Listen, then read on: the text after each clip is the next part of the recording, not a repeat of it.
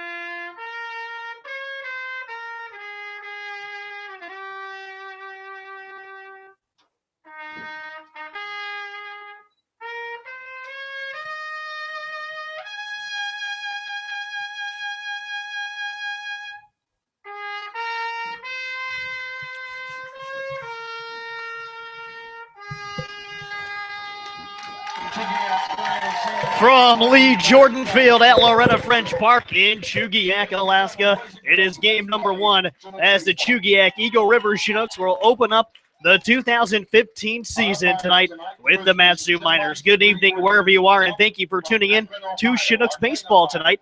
I am Garrett Mansfield. My broadcast partner, Andrew Alex, is here alongside me tonight getting ready for his first taste of ABL action.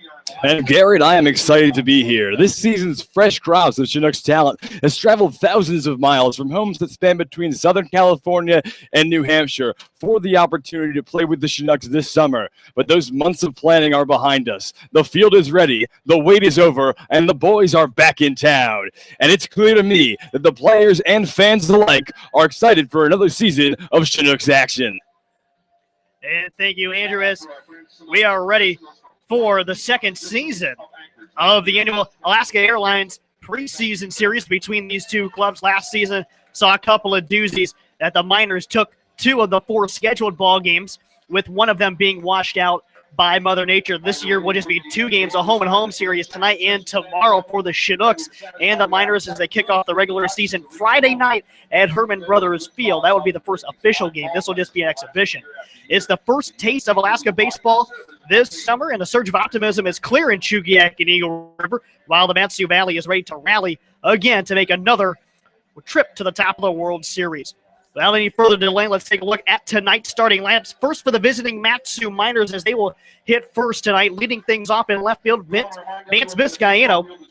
Jake Schleppenbach will hit second and play shortstop. Tyler Wolf will command short, and doing the catching is J.J. Hancock. At first base tonight for the Miners will be Jack Zollner. Tanner Nishioka will be the designated hitter. Brick Paskowitz will be the center fielder and hit 7th, and batting 8th, the right fielder Chris Hall. Caleb Wood will play third base and bat 9th. And that'll bring up Vance Vizcaino to lead off today's ballgame against the Chinooks. Connor Menez. Menez, a left-hander, out of the Masters College. He winds in the first pitch of 2015, nails the outside corner for a called strike one, and we are underway at Loretta French Field. Now, Menez had an excellent season this year. He went 7-1 with a 1.94 ERA, in which was just his sophomore season at the school that is the alumni of Chinooks general manager Chris Beck. As a soft ground ball towards third is picked up and tossed to first, but Vizcaino beats out the throw by the Chinooks third baseman, Patrick Cromwell. We'll get you the defense here in just a second for the Chinooks. Now batting Jake Schleppenbach for the Miners. Schleppenbach, lefty and hitting second baseman at the University of Nebraska. He stands in, lefty-lefty matchup here. Menez kicks and deals home, cut on and missed by Schleppenbach. We're 0-1 to begin the at-bat. And even early, you can tell Menez's velocity looks good against a guy in Schleppenbach that has played against top-tier talent in the Big Ten as he's playing with Nebraska. Menez kicks and fires towards home. Grounded back to the mound. Menez gloves, flips back to short for one. Hanks turns two. And the Chinooks quickly erase the base runner for the Matsu Miners. Call that one 1-6-3. Now, even if these guys have only been playing together for just 2 practices, the defense does look sound. They've been running situational batting practices and in-and-out drills, and the guys look like they've been playing together for a very long time compared to just the 2 days that they've been playing. As here's the shortstop, Tyler Wolf. He kicks and fires. Menez dips a curveball on the outside corner, called strike one.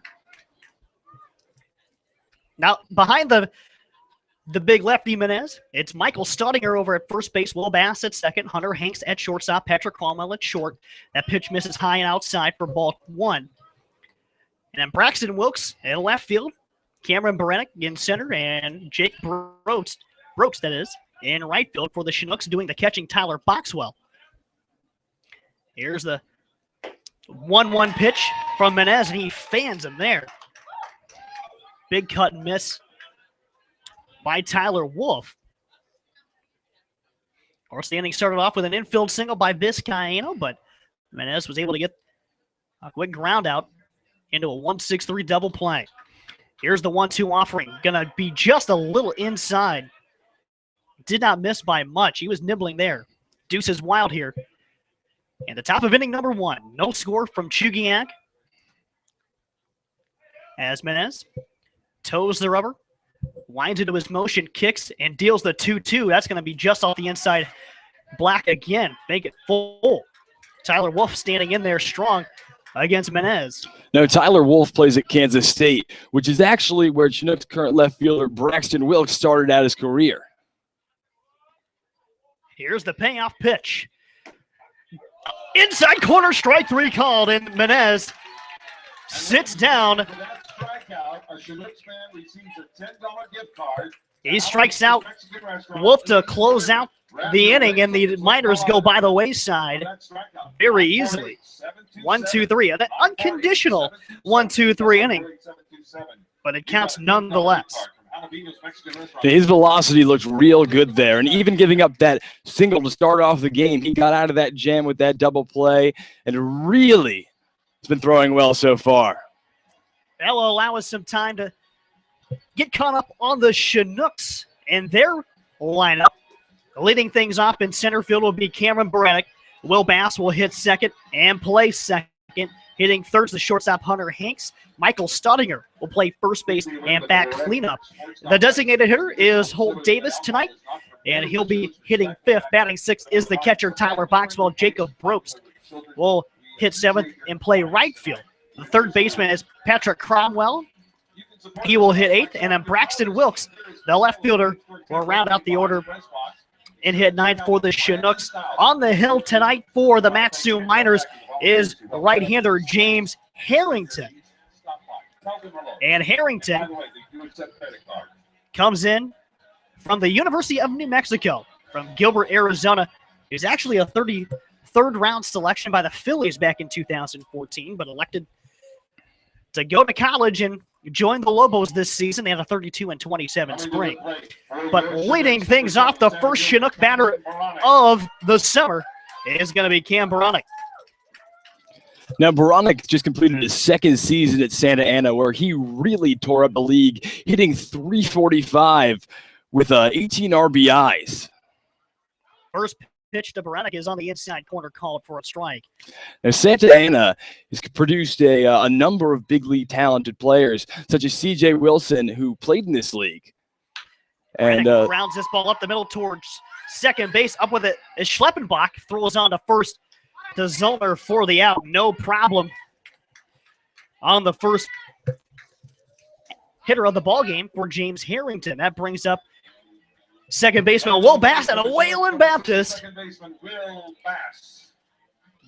The College of former Chinook broadcaster Jordan Harrod. Jordan spent his first 4 years at Wayland Baptist before going to Bellhaven for grad school. First pitch misses low and goes all the way to the backstop as the speed demon Ty Beck comes and gets that pass ball from the backstop. Harrington winds it up the 1-0, going to miss high and wide to Bass. Now, Bass is actually a native of Wayland, decided to stay local and play for his father, who's the manager over there. The 2-0 misses high from Harrington. Harrington had just 5 starts as a freshman at New Mexico. Went 1-1. Struck out 19 over 25 innings. And his fourth pitch misses. So Will Bass draws a 4-pitch walk. That's going to bring J.J. Hancock out from behind the dish to talk to his pitcher. Had an easy first out, but not the same against Will Bass. Much smaller strike zone also. Brings up Hunter Hanks, the shortstop at Lipscomb. Hunter just got back from Nashville, where he plays for Lipscomb, but also did their regional game for the College World Series playoffs, where his Lipscomb Bison did eventually fall to Vanderbilt, who's currently playing their way to the College World Series. First offering to Hanks is going to be on the inside black, called for a strike. 1 out here in the bottom of the first inning. Still scoreless and just underway at Loretta French Park. Wind slightly blowing out towards left center. Harrington sets at the belt, kicks and fires home, and Hanks chases one, pops it up foul ground, first base side. Over there is Zollner, the first baseman, and he puts that one away for the out. So 2 gone for the Chinooks. In the bottom of inning number 1 brings up now batting for the Chinooks, number Michael Staudinger. First baseman Michael Staudinger.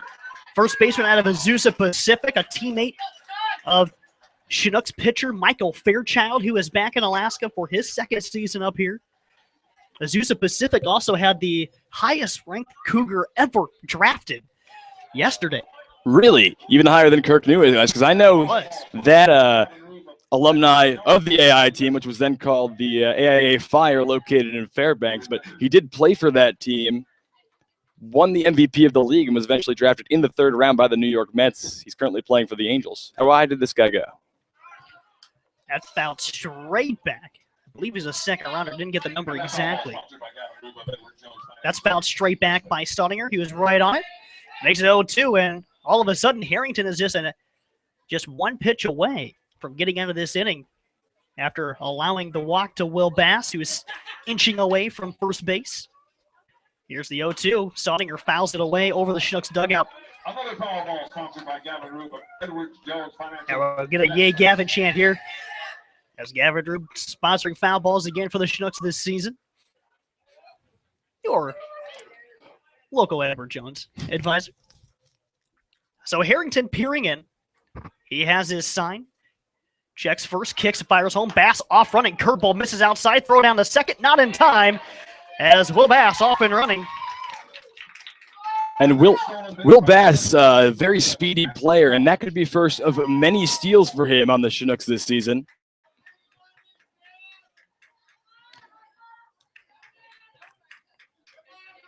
Bass actually swiped 16 bags for Wayland Baptist this season. 1-2. Staudinger pokes this one left field line.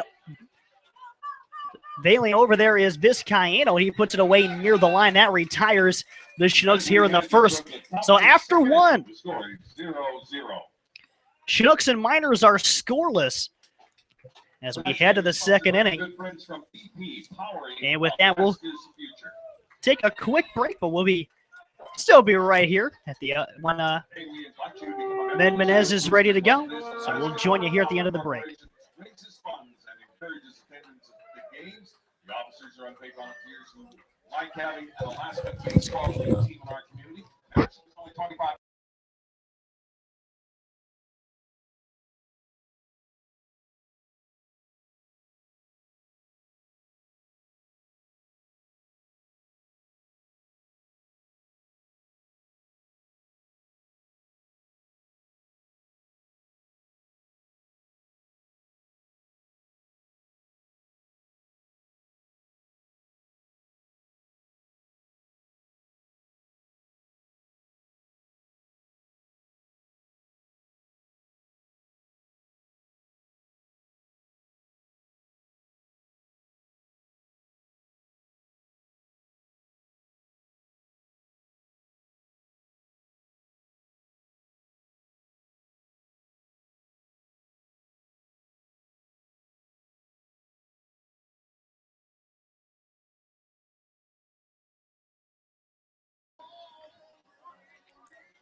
Inning number 2 set to begin here for the Matsu Miners against Connor Menez, who had a very successful first inning for the Chinooks. Yeah, Menez's stuff looks really good to start off the game. Let's see if he can continue it into the second inning. Menez into his motion, kicks and fires home. That's hit off the end of the bat towards the third base side and out of play.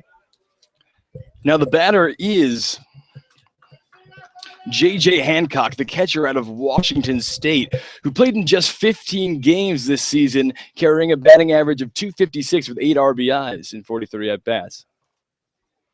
Here's the 0-1 from Menez. It bounced towards third again, but it's going to be wide of the bag. For another strike, 0-2. First hitter here in the bottom, or here at the top of the second inning. Hancock had a very successful career in high school. Actually led the state of Washington in home runs his senior year of high school. Pretty impressive. Indeed. 0-2 misses high to Hancock. He goes to Washington State.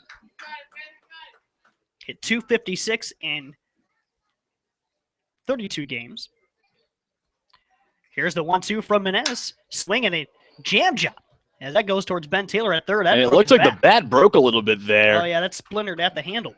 Got inside. So Menez working that pitch inside. Right in on the hands of Hancock. He'll be feeling that one for a while. But Hancock at Washington State plays alongside 2014 center fielder for the Miners, Cameron Frost. They did not have the season they were hoping for, where they were just 11-19. Well, the competition in the Pac-12 this season was stout. Here's the 1-2 from Menez to Hancock. He fouls that one off again at the plate. Stays 1-2. And Connor Menez, 6'3", 185 pounds, left-hander out of the Masters College. Here's his 1-2 to Hancock. He pokes this one to short. Up with it is Hunter Hanks, and he slings a rocket over towards first and a Michael Staudinger. The infield so far has looked really good. And Hunter Hanks, a veteran, played in a lot of games for Lipscomb this year, hasn't skipped a beat adjusting to this field and this Alaskan baseball season. Up to the plate now for the Miners, Jack Zollner, playing first base today. Zollner out of New Mexico. Swings and grounds the first pitch from Menez softly to the first base side out of play. Zollner, a college teammate of the Miners starting pitcher today, James Harrington. And from looking at the rosters this season, you'll see a lot of groups of guys, 2 or 3 from the same college, going out and playing for the same team here in the Alaskan Baseball League. That was some cheese on the inside corner to Zollner as Menez dealing. Tied him up. 0-2 on Zollner right away. Zollner was at Eau Claire Express in the Northwoods League last summer. A lot of guys will do that. They'll take the Northwoods League and come up to Alaska the next summer or vice versa. And some guys even go Northwoods, Alaska, and then the Cape. Yeah, that's the ideal order for them. Actually, a team in the Northwoods League called the Chinooks won the Northwoods League last year. So hopefully our Chinooks can take a similar fate as last year's Northwoods League Chinooks. That's a called third strike for Menez.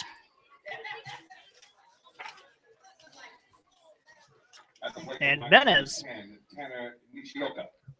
the second strikeout of the ball game now.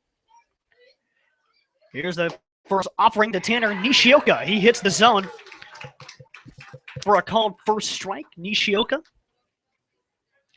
at a Panoma Pitzer, being the designated hitter today.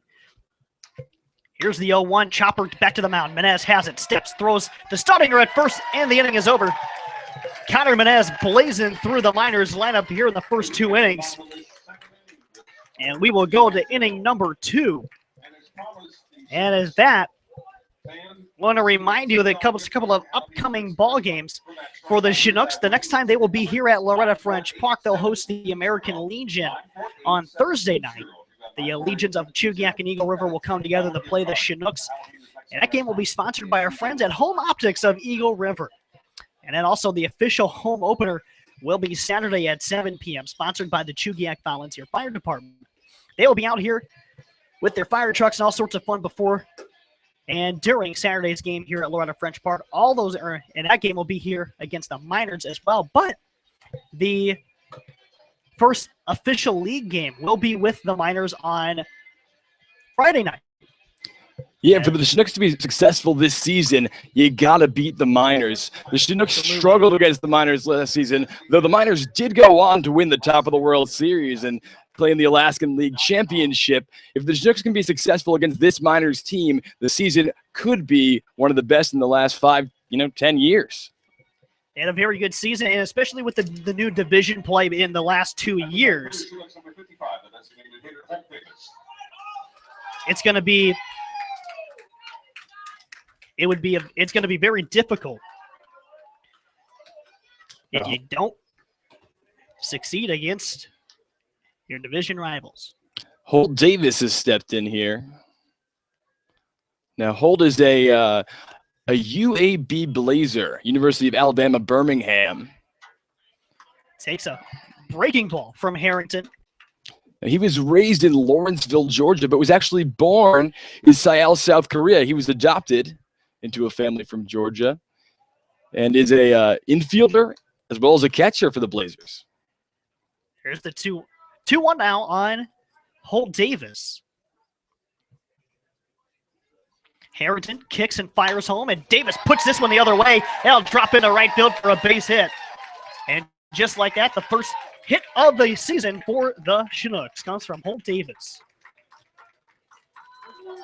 Watching Holt Davis take BP, he has all kinds of potential for the Chinooks this season. He could be a real weapon. Here's Tyler Boxwell, catcher out of Stephen F. Austin State University. Boxwell's one of 3 Stephen F. Austin players that is on the Chinooks this season. A couple of pitchers and Boxwell. So it's good to have that pitcher battery.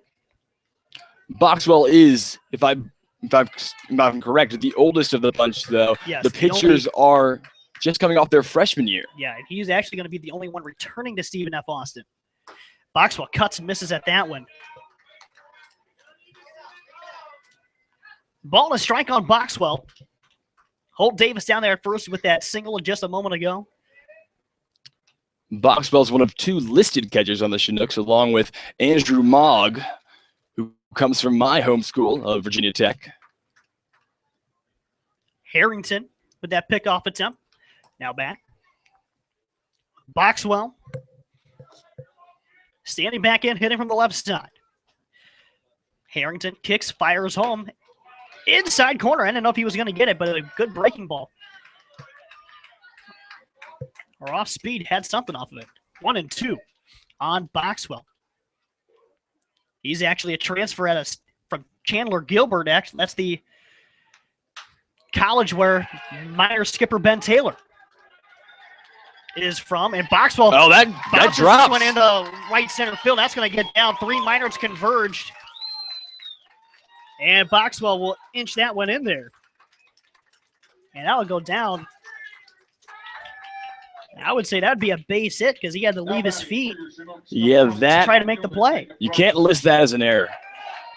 Pretty tough play to make. Basically, the Bermuda Triangle out there. So runners at first and second for the Chinooks. And here's Jacob Probst out of Ohio State, another fellow Buckeye of mine. He takes a breaking ball on the outer edge, ruled a strike. Probst playing right field for the Chinooks this season. Only has 26 career at-bats, however, for the Buckeyes. No balls, a strike. Holt Davis away from second. Boxwell away from first. He takes the 0-1 pitch in there, another strike. 0-2 quickly on Probst. Of course, the Ohio State. Their home field is named after one of their former alumni, Nick Swisher. That pitch misses high and wide from Harrington. Probst hitting from the right side. He's a big guy, 6'3", 200 pounds. 200 plus, actually. Yeah, he's a real physical specimen out there. Breaking ball, that's going to dip in the dirt, but quickly blocked by J.J. Hancock. Good reaction. One thing I noticed with Probst in practice yesterday, as well as a lot of the other outfielders that the Chinooks have, is they all have cannons for arms. Here's the 2-2 from Harrington. He checks Davis. He kicks and turns. There'll be no throw. Davis will retreat.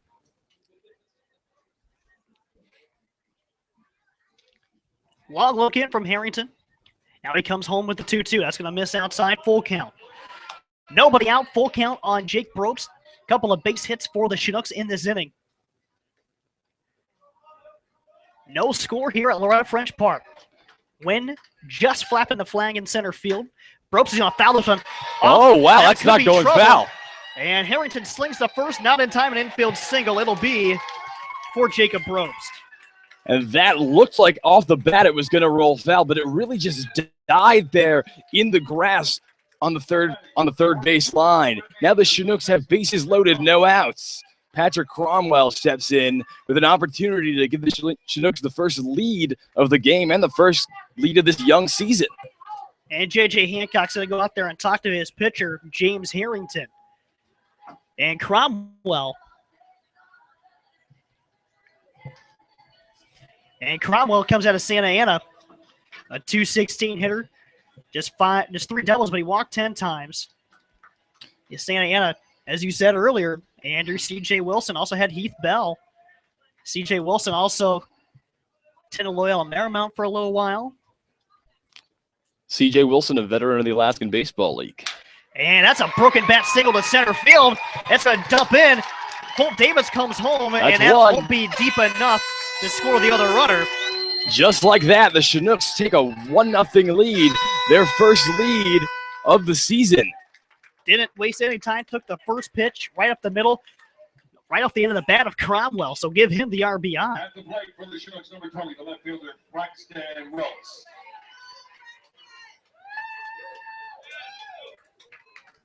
Here's Braxton Wilkes.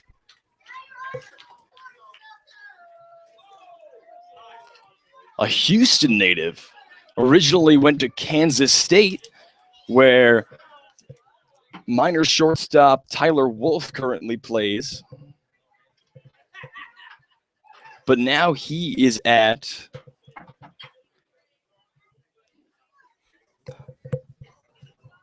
McLennan Community College. McLennan, yes. Yeah, McLennan. It's interesting you see in this league and with this kind of team with the Chinooks and a roster that rolls around each and every year, you just get connections all over the place. But the Highlanders this year at McLennan, actually the same JUCO that 2014 Chinook Thomas Altima attended when he was between Arkansas and Abilene Christian.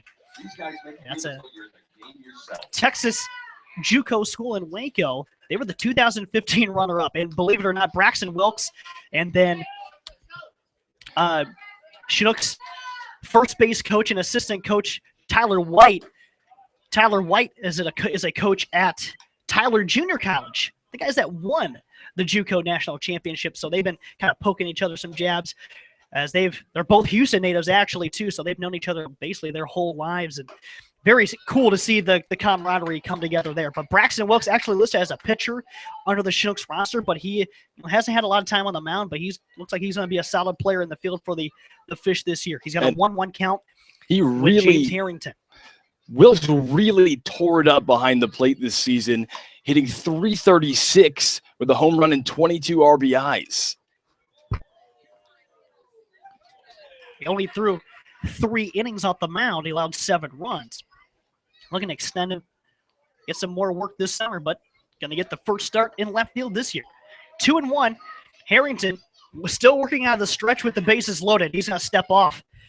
And that was awfully close to a balk, but we're going to do it again at 2-1. Here's the pitch. Wilkes fouls it off at the plate. Bases loaded. Boxwell at third. Brooks at second. Cromwell at first. Cromwell got the first RBI of the season for the Fish. Harrington looking in. Kicks and deals the 2-2. Going to miss just a bit outside, full count. And now you're in a bind if you're Harrington because there's still nobody out. So he kind of works out of a little bit of an open stance when he's in the stretch. The Chinooks do right now have big inning potential. Cut on and missed by Braxton Wilkes, so he'll go down as the first out of the inning. And that's got to be a big sigh of relief for James Harrington because this inning could have blown wide open without anybody out. But here's Cameron Baronic with his second at bat. He was 0 for 1, actually grounded out to the second baseman his first time around. Harrington kicks and fires home. Breaking ball's going to miss high and outside. Baronic looking to do just what his Santa Ana teammate Patrick Cromwell did and drive in some runs right here. Here's the 1-0 and grounded to third. Up with it is Wood to second for 1. The relay to first in time double play. How about that? Harrington does a Houdini act and gets out of a bases loaded jam and only allows 1 run. But after 2, the Chinooks won and the Miners nothing.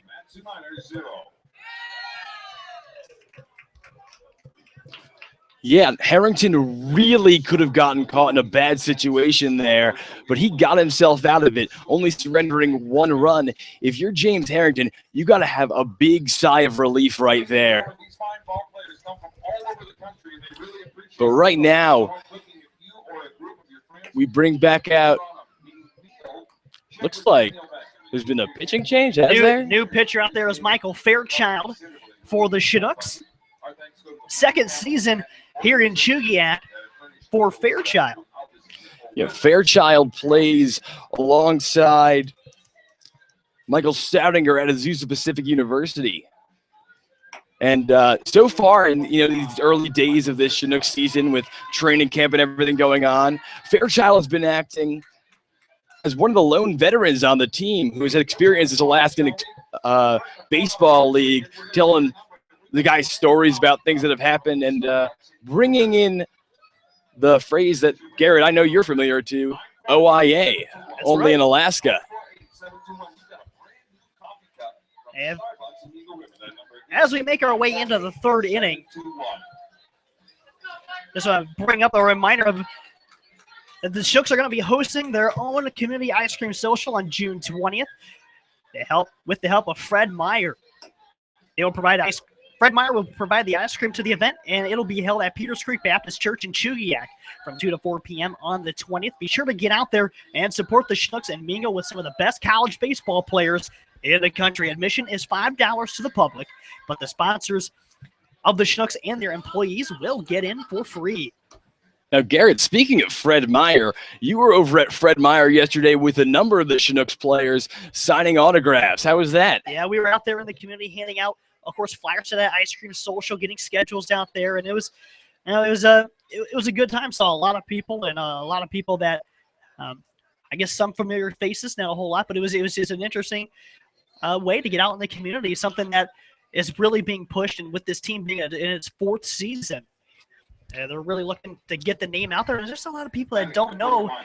They really don't know the Chinooks and know what they're about, but, it's getting out there. It's going to become a big thing. Yeah, that's one thing that the players, the managers, even you and I are all very on the same page with, and that's what we want to get involved with the Chugiak and Greater Eagle River community, because we're here to entertain the locals. First offering from Fairchild is a swinging strike by Brooke Paskowitz. Paskowitz playing center field for the Miners out of Paradise Valley Community College. Fairchild nails the outer edge for a called strike 2. Fairchild out of Olympia, Washington. He's a hard-throwing right-hander, and he has a ton of upside. He was 0-4 last summer with a 6.75 ERA and 9 starts, but he had a great spring. Now, the 0-2 just stretched the strike zone a little bit. That's one thing you got to do as a pitcher is to see how far out you can get. And talking about Fairchild, his 2015 spring, he was 4-2 with a 3.55 and 11 starts. And he gets Paskowitz to cut and miss at that one, strikeout swinging. So and just like Connor Menez, Fairchild will follow up Menez. He's looking good too. Yeah, I saw some great movement on some of those pitches. Now Fairchild's rocking the blonde mohawk right now. It looked like that last year. It was not, because that was a playoff thing with Azusa Pacific as they advanced to the NCAA West Regional in Division II. They were bounced by UC San Diego, that is.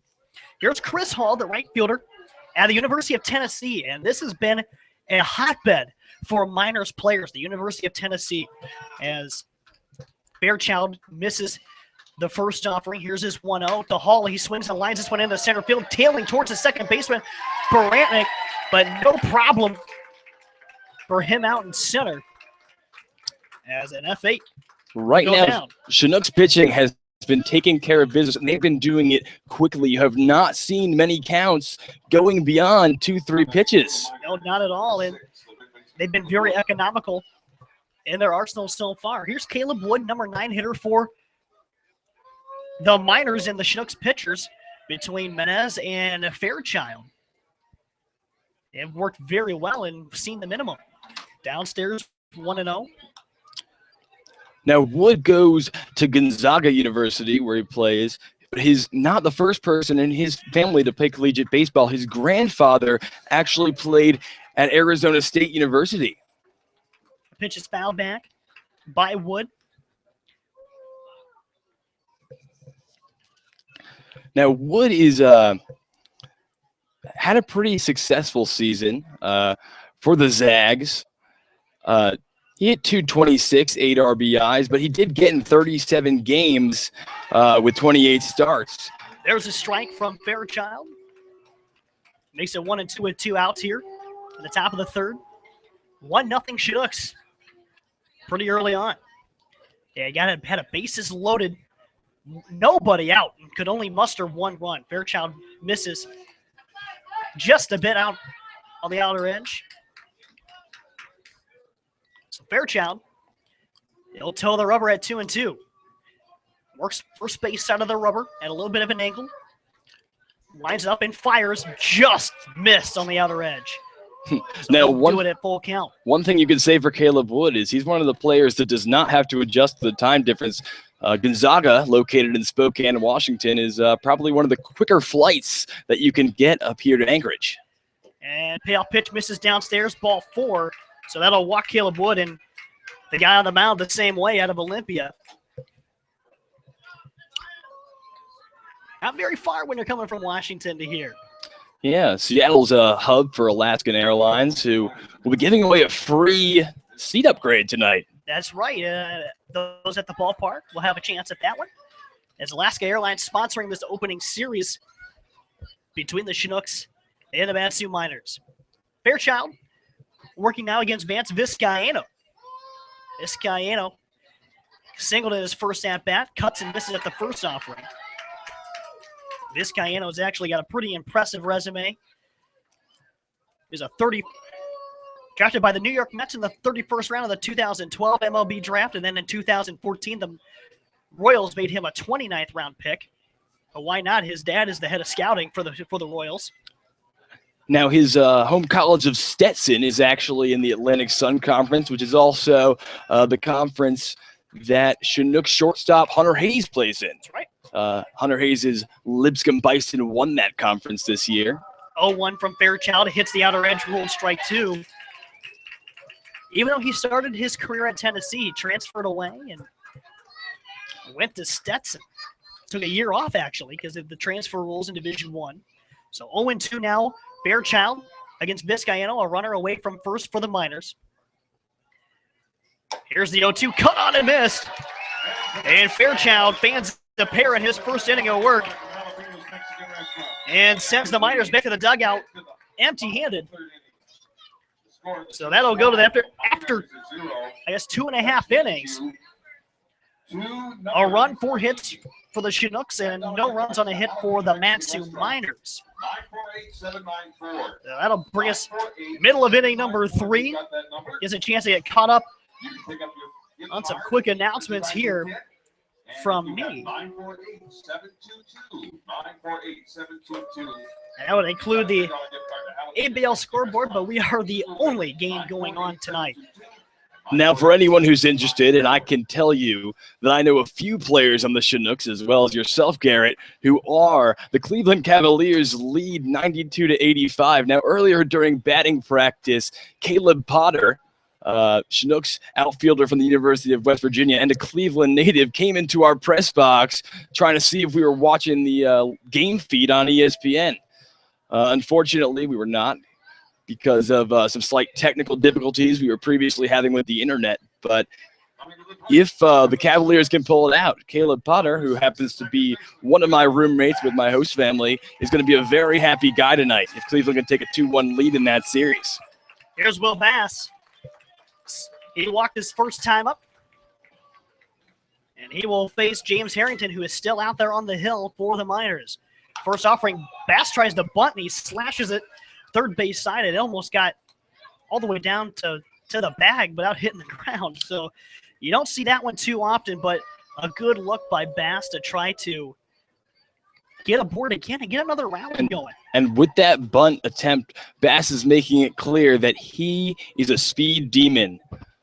Here's the 0-1 from Harrington. Bass takes that one outer edge, ruled a strike. Catchers all around the Alaskan Baseball League may have to beware when Will Bass is standing at first that he is a threat to steal a bag at any moment. Here's the 0-2 to Bass. Breaking ball in the dirt, scooped by Harrington. Or not Harrington, that'd be Hancock behind the plate. 1-0 Chinooks. We're in the bottom of the third. Harrington into his motion, the 1-2 to Bass. He cuts and gets around that pretty well, but it's well out of play. That was a hard foul ball going way over the right field line. Will Bass, though he's a small guy, has shown that he does have some pop in his bat. 1-2 in the dirt, blocked by Hancock. Dribbles away from him a little bit, but draws the count even at 2. New set of baseballs for the umpire from Ty Beck. The youngest son of the Chinooks general manager and pitching coach Chris Beck. Bass back in the box. The pitch from Harrington took something off with a changeup, pulled the string right on him, and Will Bass goes down swinging for the first out in inning number 3 for the Chinooks. That'll bring up Hunter Hanks, the shortstop out of Lipscomb. Number 12, Hunter Hanks. It is last at bat.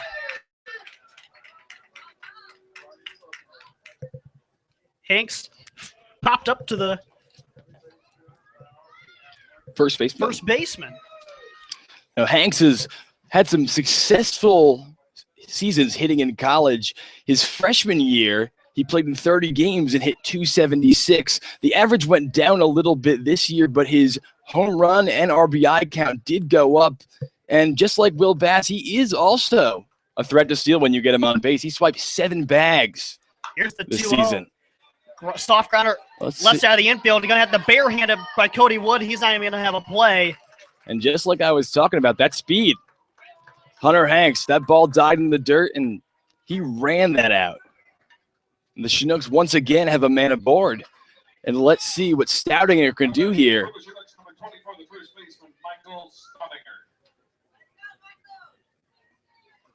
Now, Stoudinger a young guy, just completed his freshman year with Azusa Pacific, but he had a successful season as well for Azusa Pacific. That although it is NAIA, it's a very, very good NAIA school. And as previously mentioned, has yielded the talents such as Kirk Neuenhuis, former Met and now Angels outfielder, former Chinook.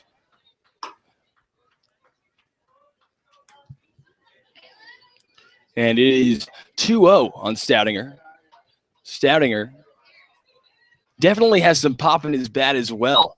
He hit a home run this season and comes from a very baseball-centered family, like you'll see with many players that come through this league and the college and the pros as well. Stoudinger grounds to second, tagged, Will Bass tagged, and wow, that is a double play. That is a 4-3 double play. 4, second baseman tagged Will Bass. Unfortunately for Will, he was right at the wrong place at the wrong time, right in front of the second baseman there. Quickly dishes it to first for the double play. After 3 innings, the score still 1-0 Chinooks here at Loretta French Field in Chugiak, Alaska. And back on the hill for the Chinooks, we have Michael Fairchild, like I said, the Chinook veteran and teammate of Michael Stoudinger at Azusa Pacific. Stoudinger had a scoreless inning last inning where he fanned 2 batters en route to what was, another successful inning, another scoreless inning for the Chinooks. And Garrett, from what you can see here, the fans look really, really excited for, even though this is just a non-league game, it won't count for the standings. The fans here are pumped that the Chinooks are back. And just like opening day, and you can get this in any sport, opening day represents this hope that anything can happen this season. Absolutely. And, with myself being here last summer and being very plugged in to some people in the community over the off season, you can tell that when nighttime came, like you say, that polar night that you have up here, people get hungry for baseball. They wish that the time of the sun was back, and all of a sudden it's a reality again, and the people are going to be out in full force. And it's just so awesome to see guys like Shane Armstrong and Michael Fairchild back in the Chinooks uniform tonight and ready to go at it. Fairchild deals to Jake Sheppinger, a quick strike 1 called. Sheppinger out of the University of Nebraska, a Cornhusker in the Big Ten. Fairchild blows it right by Schleppenbach for an 0-2 count. And once again, the Chinooks have another opportunity to strike him out. The Chinooks have been striking him out left and right here. Schleppenbach stays alive, fouls it back right over our press box.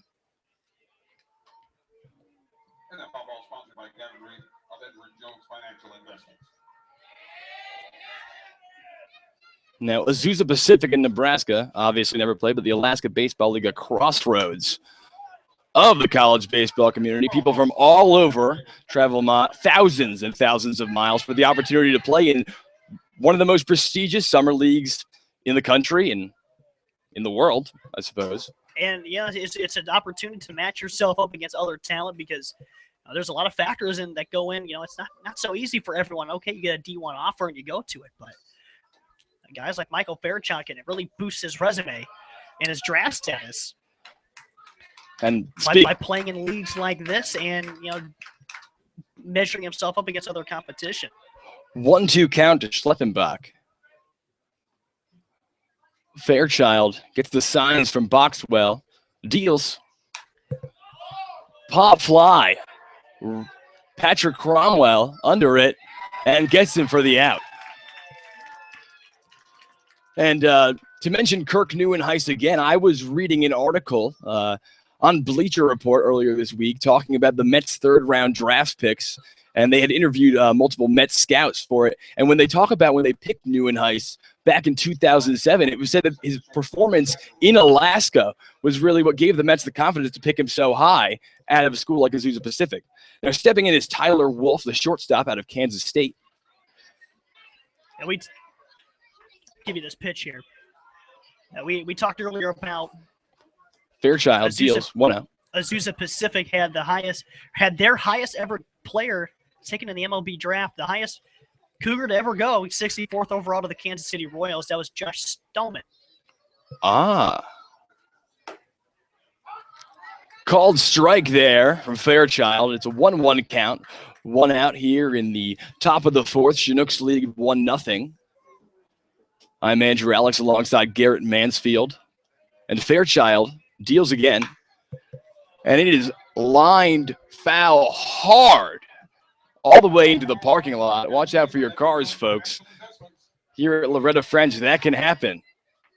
Not that much, though. Loretta French, known as one of the hardest parks in the Alaskan Baseball League to hit one out of. Talking to some players, they say that you go to some other stadiums and it makes this makes it feel like a boombox there. Fairchild deals. In a way. 2-2. Matsu has a wind tunnel. Does it? Pretty much. Wind's always howling over there in Palmer. And 2-2 count on Tyler Wolf. Fairchild. another thing to put in is you just don't have the humid air up here like you do down the lower 48 that the ball likes to travel in. And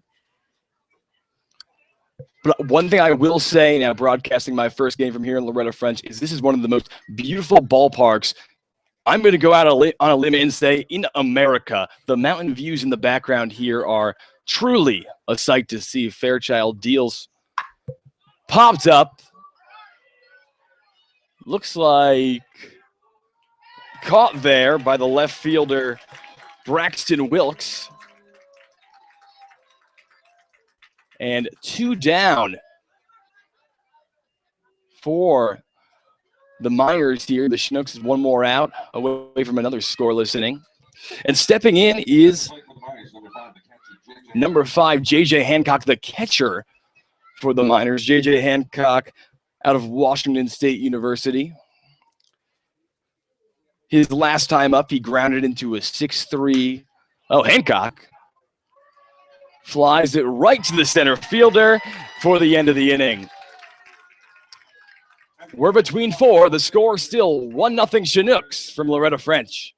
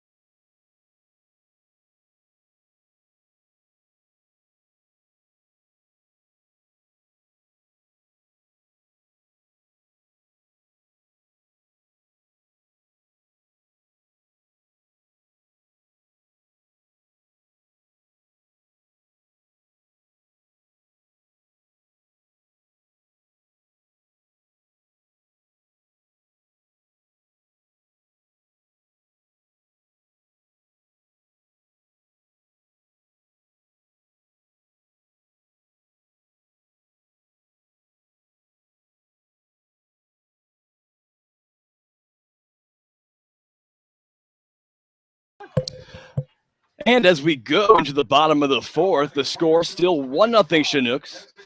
And bringing up right now, Holt Davis. Holt Davis got the first hit of the season for the Chinooks, also scored the first run. And still pitching is Harrington for the Miners, deals. And Holt Davis hits one, and an athletic catch by the right fielder, for the Miners, Chris Hall from Tennessee, and that's one down for Harrington. Harrington, who got himself out of a big jam earlier in the game where he had bases loaded, no outs, only surrendered one run. Now that brings up Tyler Boxwell. Boxwell, the catcher from Stephen F. Austin State University. Harrington deals outside the 1-0. And Boxwell, one of the two catchers on the Chinooks roster, didn't hit in college with the same success that Andrew Mogg did, but they're both very stellar hitters and both very stellar behind the plate. The 2-0 deal. Taken for a called strike. Now there's a clear Texan presence on the Chinooks this season, and you can see that when you look at their roster. Boxwell hits it to the right fielder Hall for the second out. He put a good rip on it, put it in the gap, but Hall was able to get over there. He put just enough air under it. Yeah, good-looking swing for the left-handed. Yeah, Boxwell really took a cut at it. But the right fielder Hall for the Miners read that right away and got over there just in time. That could be a gapper any day of the week. Jacob Rope steps in, takes the first ball low. Brose, the Ohio State Buckeye, enjoyed a national championship in football this year. Fouls it off the ground, off the catcher's foot, and it eventually hit his back. That's maybe hurts. Maybe it hurt someone. Brobst, the right fielder. 1-1 count. Harrington getting the signs. Deals for a called strike. And Harrington really seems to have come into his game now since that debacle of an inning he had earlier. Oh, called time, but he threw the pitch. And here comes Ty Beck. Grabs that ball real quick. Ty, a team favorite, a fan favorite. He's just a celebrity when they come out to Alaska. The 1-2 pitch from Harrington. Grounded to the shortstop. It's going to be close, but they get him. So after 4, it's still a 1-0 Chinook lead. And what's your take on the game so far, Garrett? It's early in the season, but what are you thinking? Like I said, right now it's a lot of guys that, there's a good mix of guys that have played recently, but more likely than not, these guys have been sitting around for a while, eager to get at it. And some of these guys are swinging wood bats in a game for the first time also. So that's another area to kind of analyze. But a low-scoring game is no surprise today. And a couple of guys, a couple of pitching staffs that are they're throwing pretty well, especially the Chinooks. They came out looking like kind of showing that, we're going to have a good staff this year. Mm-hmm. But at the same time, the Miners, Harrington just dug down deep and got out of that bases-loaded jam back in the second inning.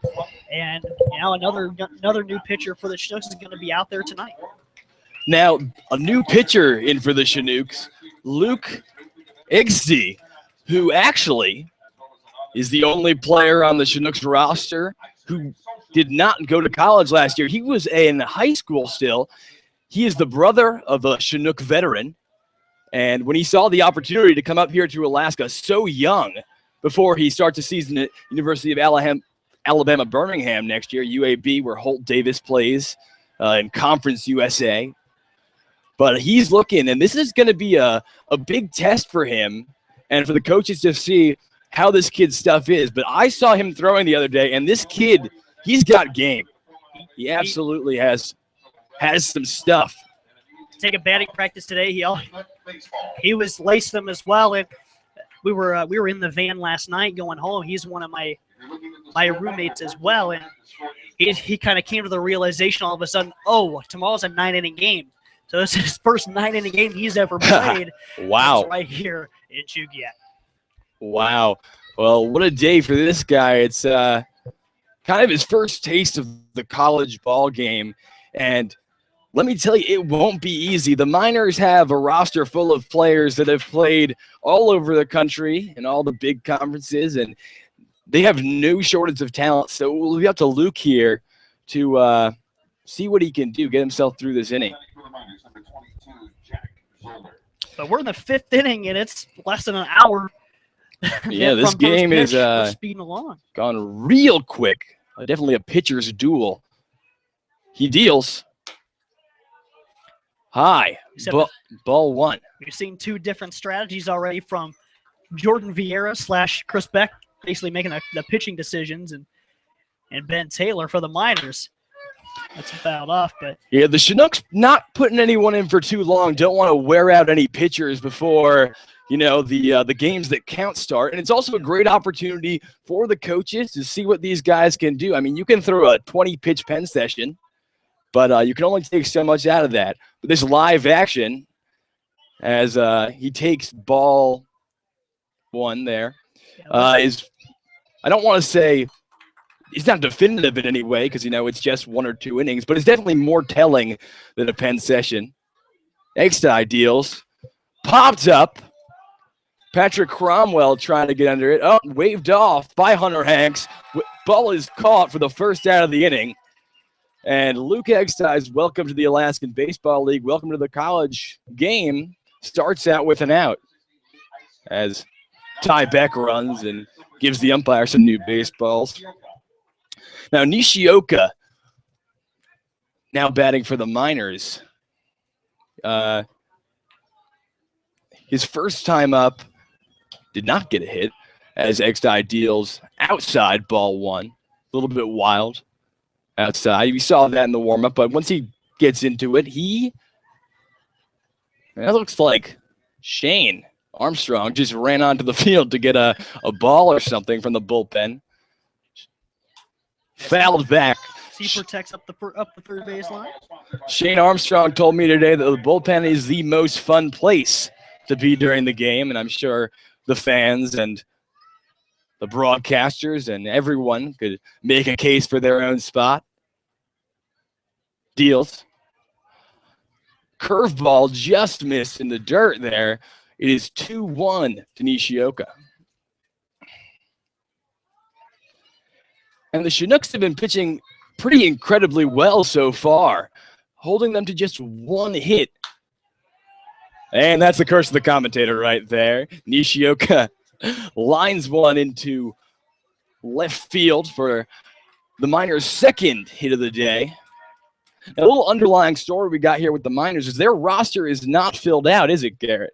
Not at all. They have a number of players that are members of either Texas A&M or TCU that are in that 16-inning marathon to see who is going to go to the College World Series that was played last night. Now, man on first, this brings up Brick Paskowitz from Paradise Valley Community College, takes ball 1 high. And this should be interesting. Nishioka looks like a fast guy as Eckstein checks him. Yeah, Luke is not going to let him get the lead he wants because it's clear that the Miners offense wants to get a little bit aggressive here halfway through the game, try to make up that run. Hit and run situation. Paskowitz lines it to center. And runners on first and second.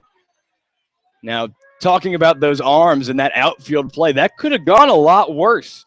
But the center fielder, Baronet, got there right in time to hold Nishioka at second, who actually ran on that play.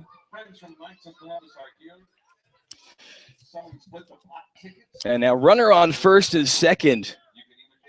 We have number 8, Chris Hall, at the plate. And for the first time in this game, the Chinooks are in a little bit of a jam.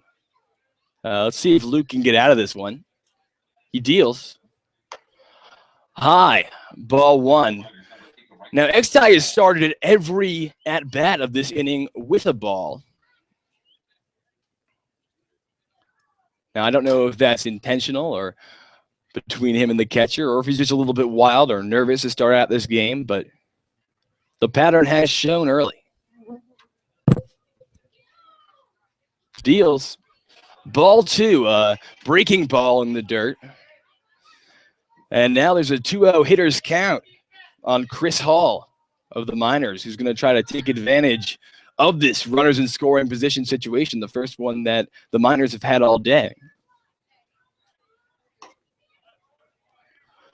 And Exide throws ball 3. We got a 3-0 count here.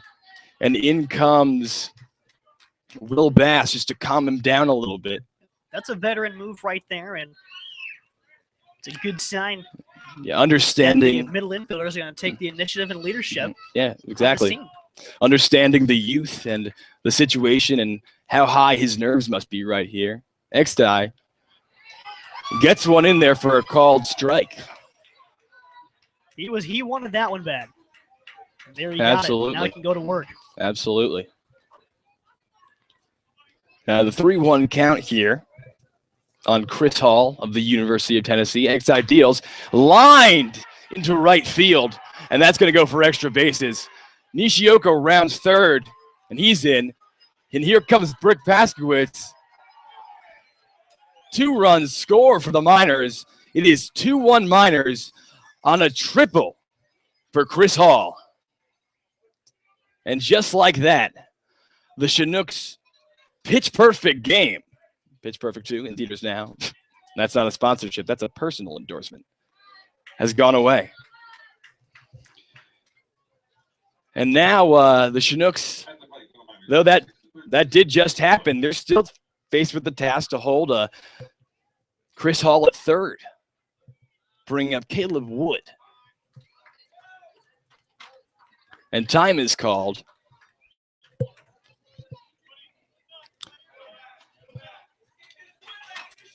And there's action in the bullpen.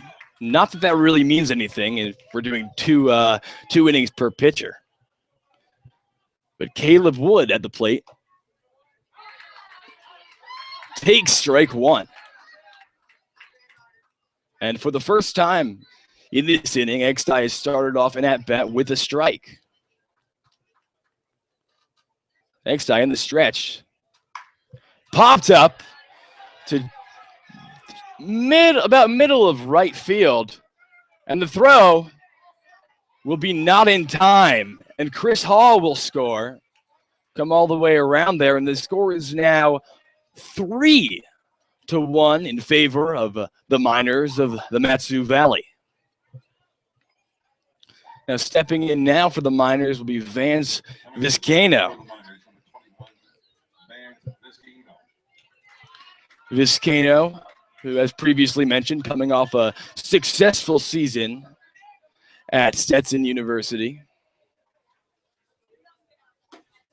Vizcaino takes ball 1 inside.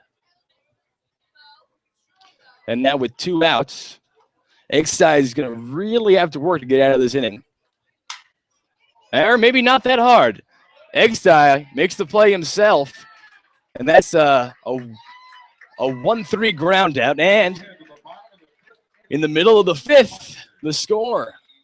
Miners 3, Chinooks 1. You are listening to the Chinooks Radio Network. Tonight's game is sponsored by BP, powering Alaska's future. And it looks like there's still the same pitcher for the Miners. The Miners going with a different approach than the Chinooks. The Chinooks approach being give every pitcher a couple innings, but the Miners have gone with their starter for what is now the 5th consecutive inning.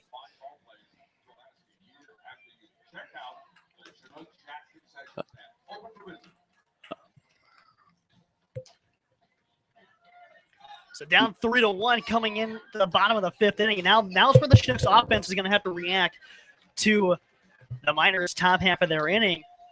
Because this is one thing where the Miners really got the Chinooks that last season all year long was that one big inning that outmatched their own offensive attack. Yeah, it kind of helps it really hurts the run support.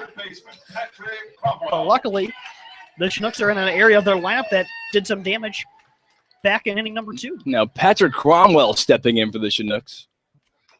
And he He bunts it foul. Cromwell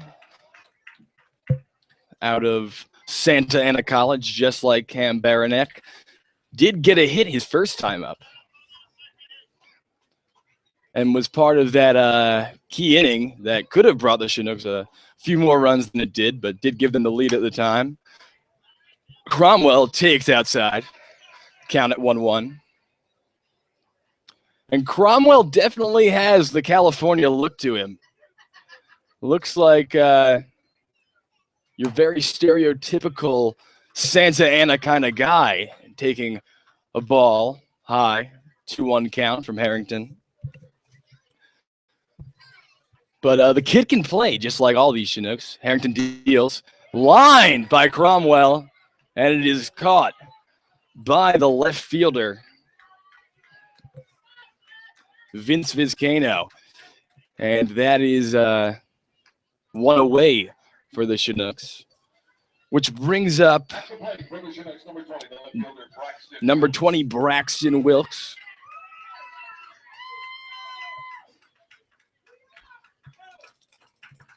Wilkes, the left fielder for the Chinooks right now, listed as a pitcher. Takes ball 1 in the dirt.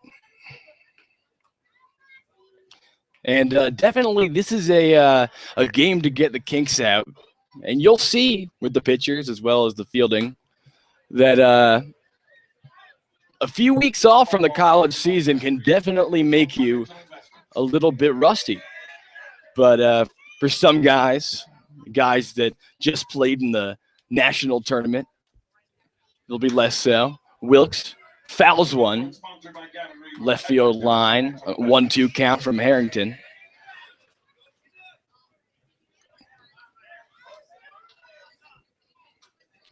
But it is interesting that Wilkes is listed as a pitcher for the Chinooks when his college experience seems to be much more on the hitting side.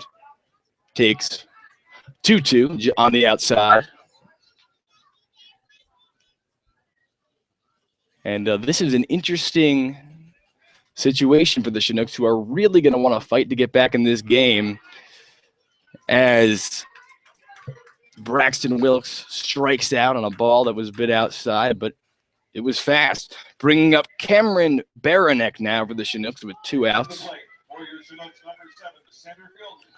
The center fielder out of Santa Ana.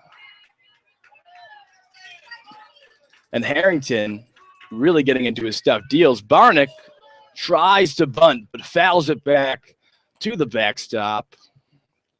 Will Bass will assist that to tie back. Get that ball out of there. 0-1 on Baranek.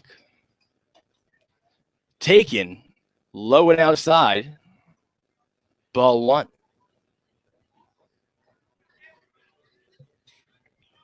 And the temperature's starting to drop here in Chugiak, Alaska, as Baranek takes ball 2.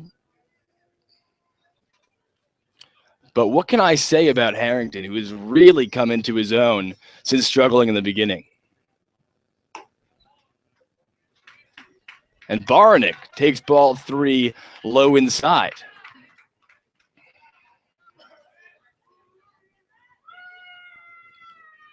Deals. Popped up. And the third baseman, Caleb Wood, fields that for the 3rd out of the inning. And after 5, the score, Matsu Miners 3, Chugiak Eagle River Chinooks 1. And we'll get back to you after a quick break here from Chugiak, Alaska.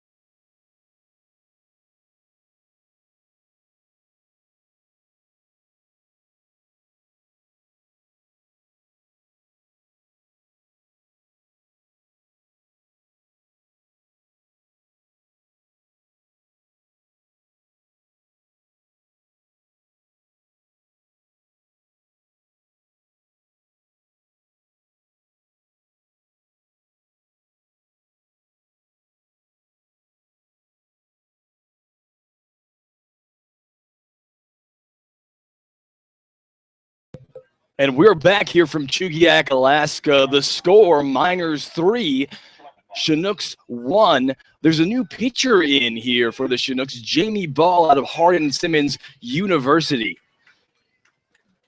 Jamie Ball deals high and inside, 1-0 count. The big lefty. Lots of downward action on his pitches. He is very tall.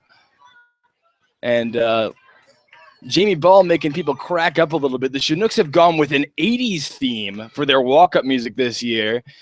And he took after Charlie Sheen's character in the classic movie Major League and went with Wild Thing as he throws the first strike of his 2015 campaign, 2-1 count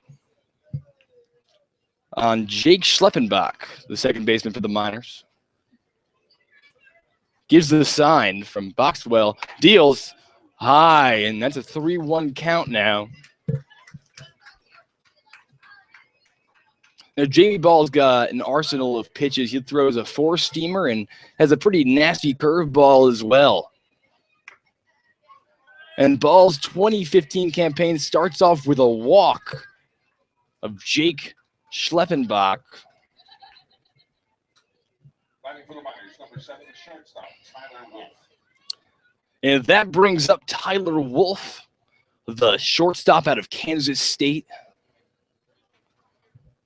Wolf having a pretty productive campaign for the Wildcats of Kansas State this season. And then Wolf takes a called strike from Jamie Ball. And Tyler Wolf hails from Maple Plain, Minnesota. You don't hear that every day in the Alaska League, but people come here all over, from all over. Especially with another collegiate league right in your backyard with the Northwoods. And the Great Lakes just around the corner. Yeah.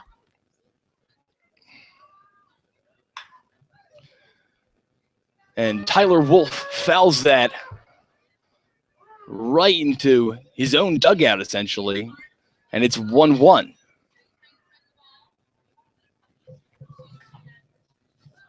I stand corrected. Jamie Ball in the windup.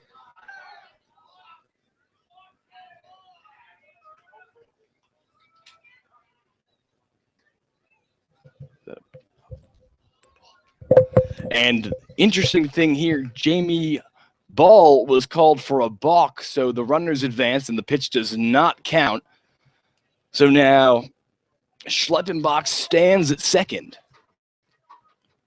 with an 0-2 count still on Tyler Wolf.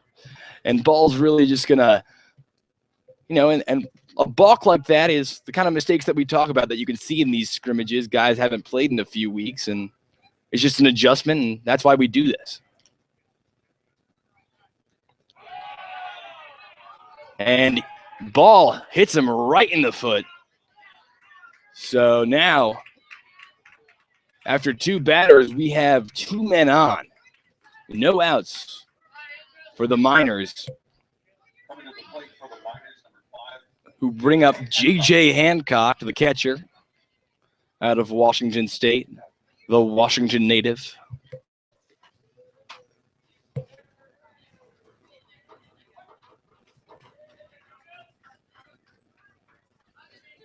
Didn't travel far to go to college, but you'll see that'll happen as he takes one up. And the ball got away from new catcher Andrew Mogg. And now runners are at second and third. Second and third, no outs. And the Chinooks seem to have gotten themselves into a little bit of a jam here.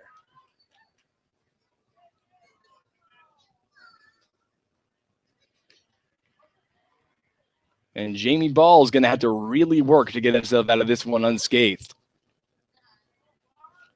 Ball in the stretch, deals. Curveball just outside, 2-0. And the fans cheering on Jamie, trying to help him through this one. Ball deals low, and it gets away from catcher Andrew Mogg again. And now it's a 3-0 count on J.J. Hancock. Catcher Andrew Mogg goes out to the mound just to calm down Jamie, working through this inning.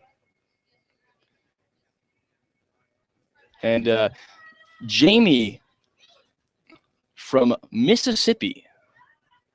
And it's really, in my mind, I consider it to be very cool how this is just a crossroads of the country. People from all over the lower 48 and some guys from Alaska come here and join teams and just compete, trying to show off their stuff and grow as players. As Jamie Ball walks J.J. Hancock to load the bases. It is bases loaded, no outs for the Miners. Jack Zollner steps in, and Jamie Ball can hope that he can get the same fate as James Harrington of the Miners and get out of this one no problem. But he's going to have to work for it. Ball throws it high, caught by catcher Andrew Mogg, always alert there behind the plate. Mogg, a Virginia Tech guy, my home school. Played for a team that swept Virginia, who's now advanced to the College World Series this year.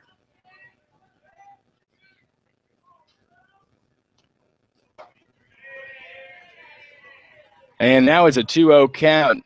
And here comes manager Jordan Vieira, the new manager for the Chinooks, replacing Jean Groth, who is recovering nicely from an illness that made it not conducive for him to come out to Alaska this summer. But everyone here with the Chinooks wishes him a speedy and safe recovery. And as Jordan Vieira talks to Jamie Ball, trying to talk him through this situation.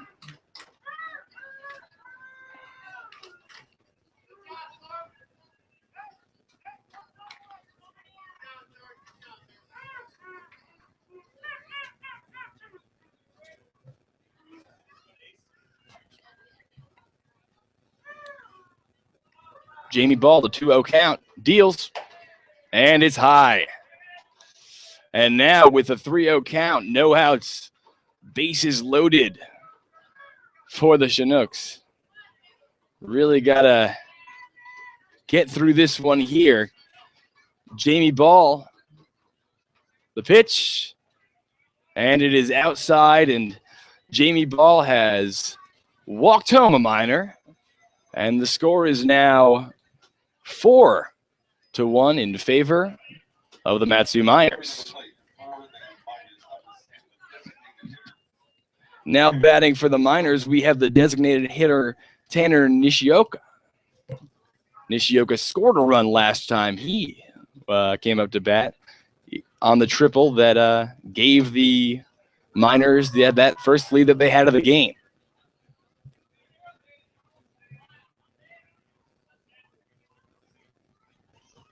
And the 1-0 ball taken by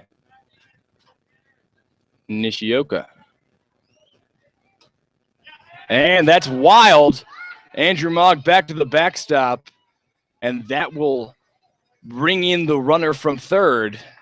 And now it is 5-1 Matsu Miners.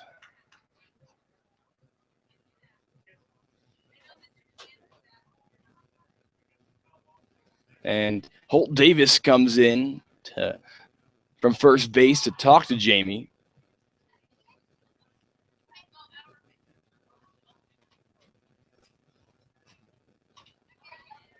And Jamie Ball from Hardin-Simmons University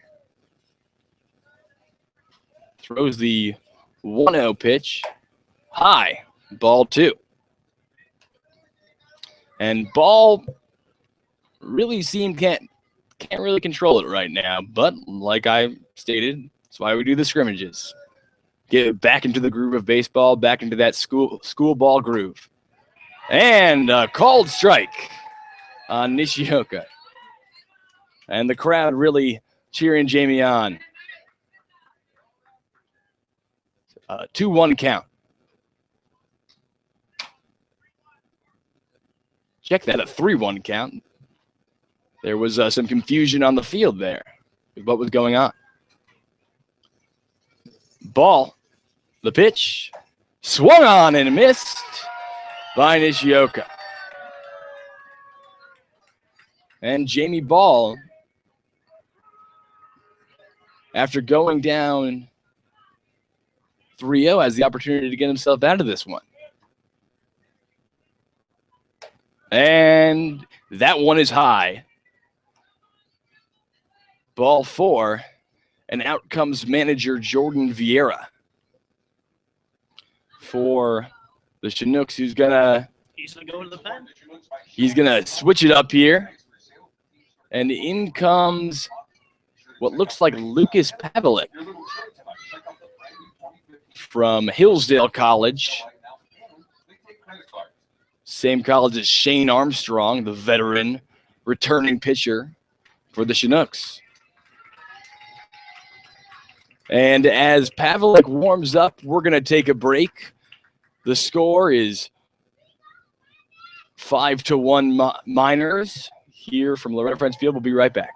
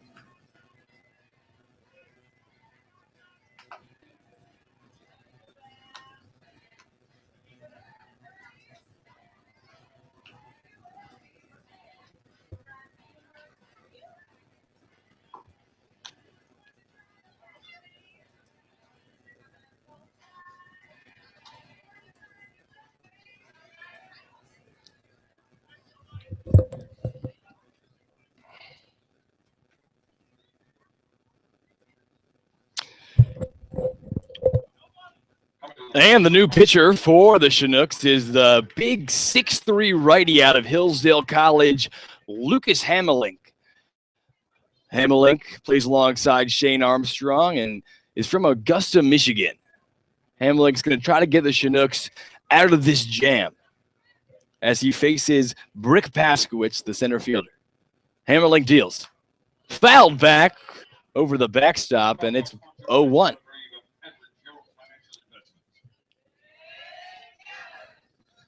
Now, Hamelink has definitely got one of the biggest arsenals of pitches of anyone on the Chinook staff. He's got 5 different options every time he goes out there. Hamelink steps off.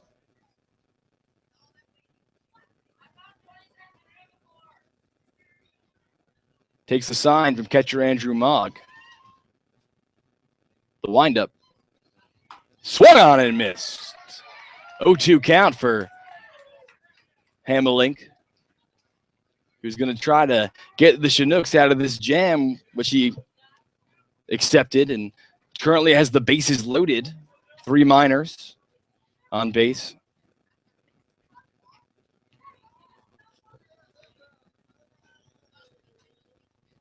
Hamelink deals. And Paskowitz just got a piece of that one as he fouls it into the backstop. And Andrew Mogg's gone out to talk to Hamelink. Hamelink going to be a senior at Hillsdale this year. His junior campaign saw him go 3-6 with a 5.44 ERA in 12 games, 9 of which he started. But he did go the distance 2 times, which is pretty impressive. But this guy's definitely got some stuff. And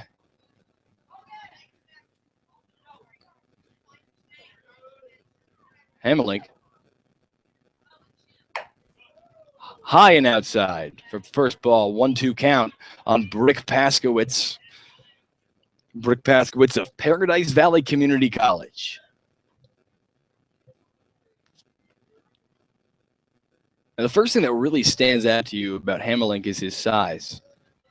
6'3". He's a big guy. Hamelink deals.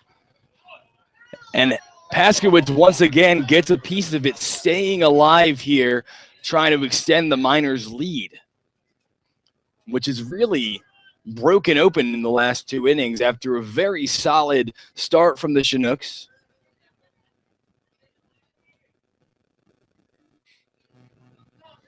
The 1-2 pitch from Hamelink.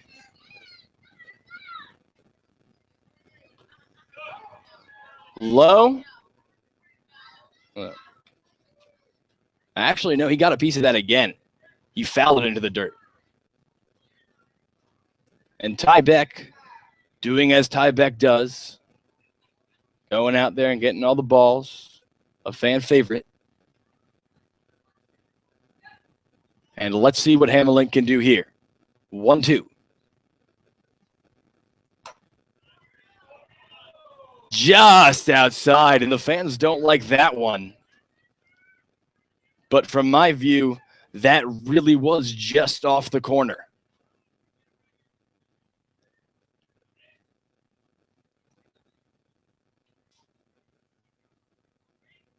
Hamelink in the windup. Swung on and missed. Strike 3. And Lucas Hamelink registers his first K of the season.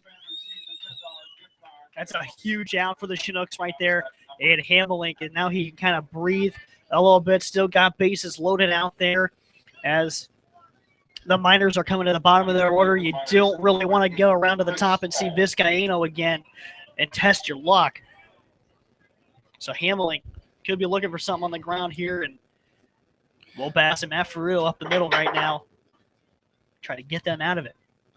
And batting now is Chris Hall, whose triple gave the Miners their first runs of the season and their first lead of the season.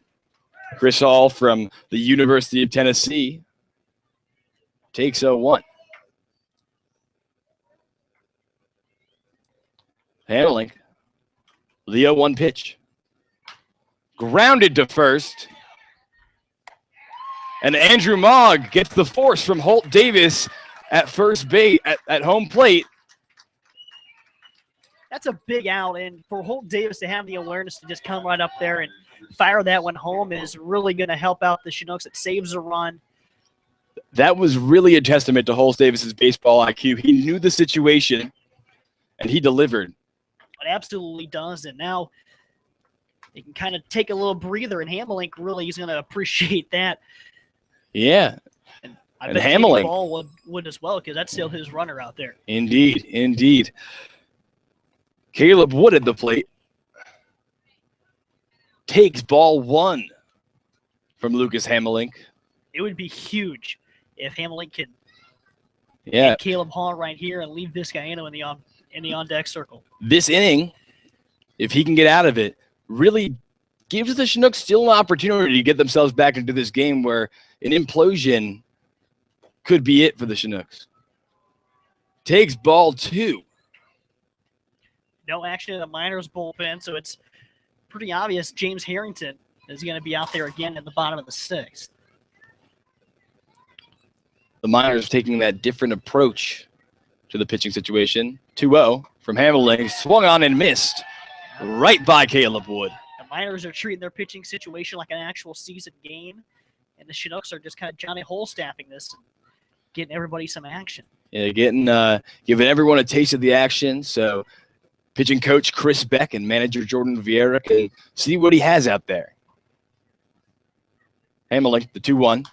Fouled back. Once again over the press box, and Lucas Hamelink is one strike away from getting the Chinooks out of this jam.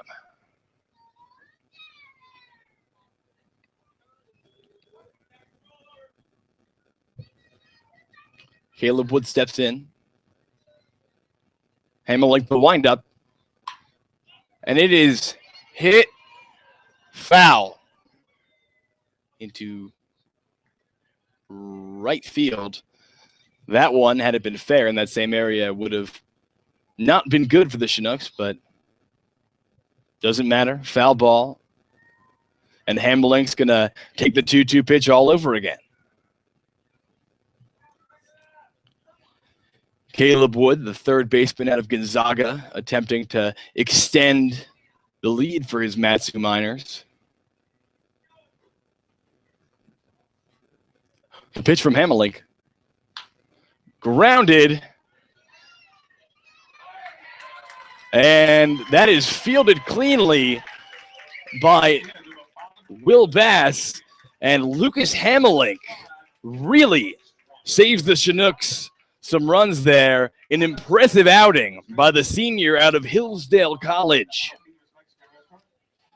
And once again, as we go into the bottom of the sixth, as Garrett previously mentioned, the Miners are going back with Harrington. Harrington, who, if you've been listening or if you just tuned in, Harrington started off a little bit shaky in that second inning. He loaded the bases with no outs.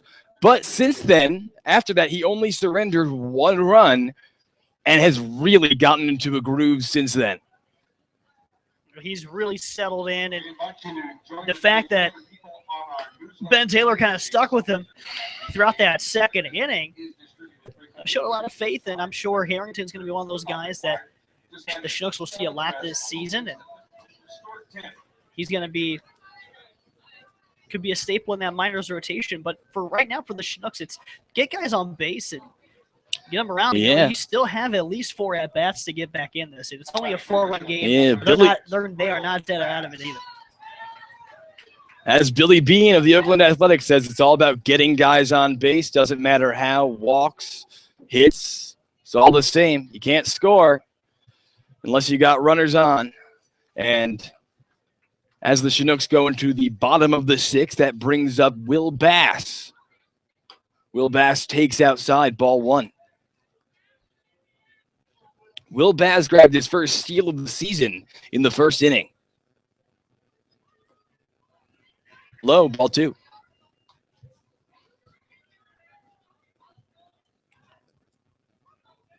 Harrington in the stretch.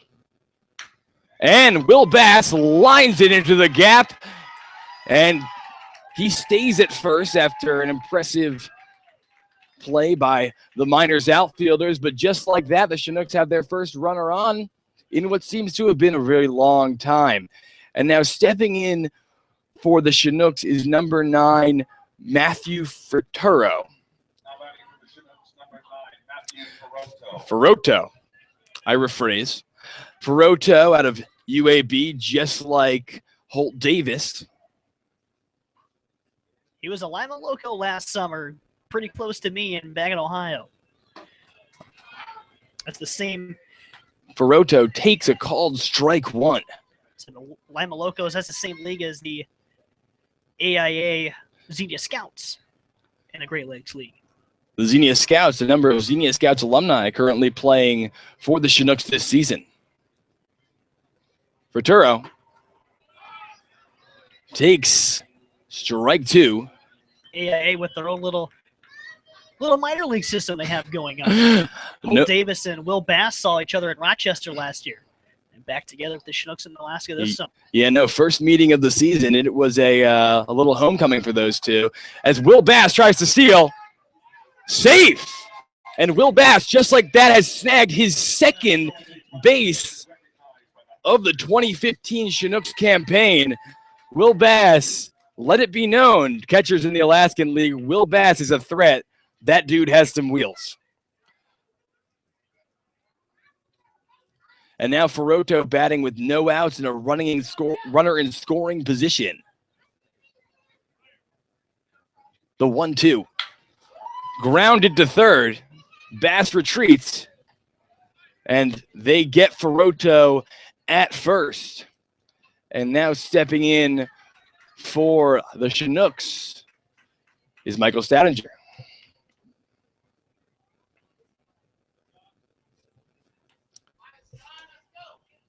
Batting for the Chinooks, number 24, Michael Staudinger. Staudinger, the physical specimen out of the Azusa Pacific. And Will Bass looks like Will Bass tried to steal third right there. And that he is confident in his own speed, and the coaches are confident with him.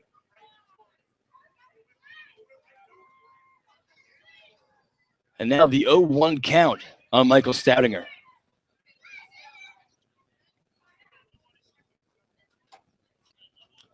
High, taken by Staudinger.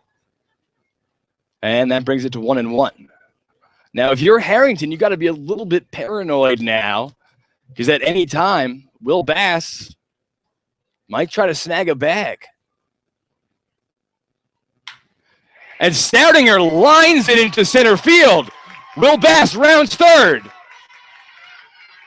No play at the plate.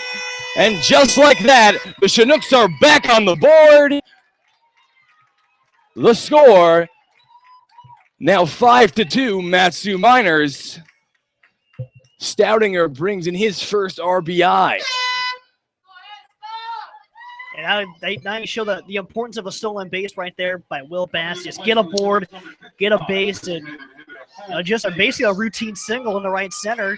Wasn't anything pretty, wasn't anything extra bases or anything. He just hit it stoutly and got the runner home. Makes it 5-2. Will Bass, his speed, a threat.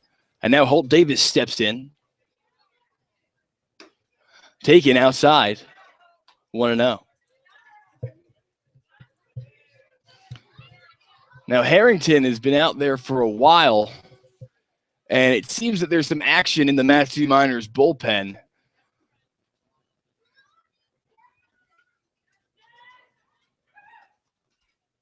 Holt Davis bunts it down the line. Oh, and no play. No play by Caleb Wood. And Holt Davis now puts the Chinooks with runners on first and second with one out. And we have runners in scoring position for Chinooks' new catcher, Andrew Mogg, out of the great university in Blacksburg, Virginia, Virginia Tech, where Mogg started more than half the games for the Hokies this season. Andrew Mogg, the Filipino phenom. And that was a big one by Holt Davis, and by dropping down that bunt. He's started the game as the designated hitter. He's hitting in the 5 spot, and a big guy. And he easily takes up a lot of space in the room when he gets there. And he was asked to square around and bunt, and he did so. And that was one thing he mentioned that he always did, and he's got to do in college, that his skipper at UAB will bunt 1 through 9, and that was a very good testament to it right there. Coaching staff aware that he has plenty of talent to do so, and it worked out splendid for him, and was able to get Caleb Wood to make a little bit of a mistake and leave the ball in the grass, and now the Chinooks in business, an out and 2 on. Absolutely, and this is a big at-bat, big first at-bat in Alaska for Andrew Mogg.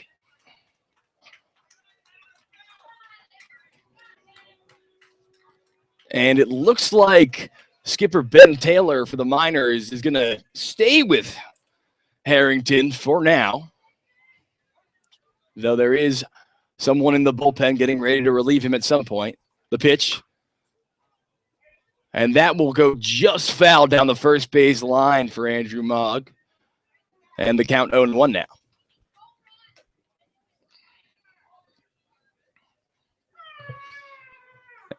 And James Harrington of the Miners seeing if he can get himself out of one last jam here in the bottom of the 6th. With the score, Matsu Miners 5, Chinooks 2. Harrington deals low. And the count is now 1-1. Now, a big thing for the Chinooks this season will be patience at the plate. The coaches were talking about it the other day, and the players will find your pitch. And if they can do that, swung on and missed by Andrew Mogg. The breaking ball. And the count, 1 ball, 2 strikes, with 1 out here in the bottom of the 6th.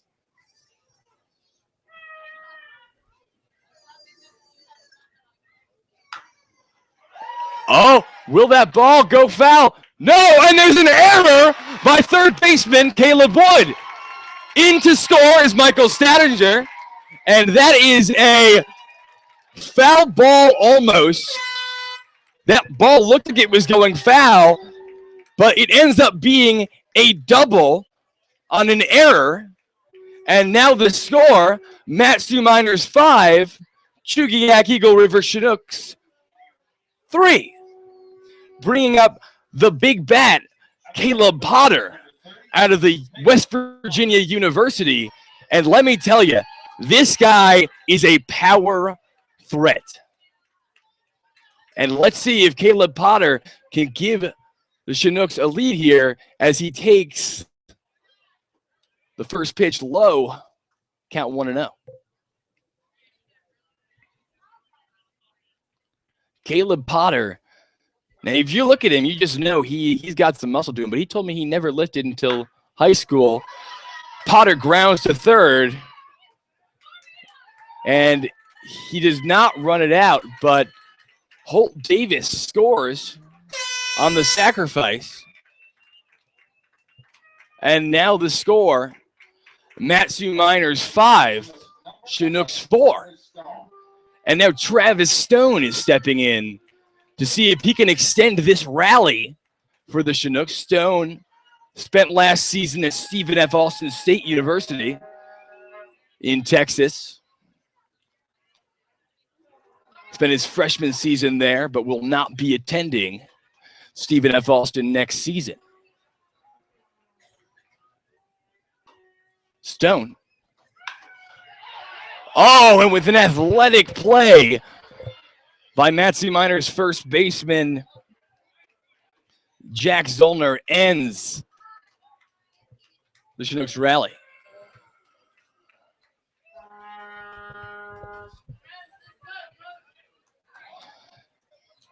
And at the end of 6, the score.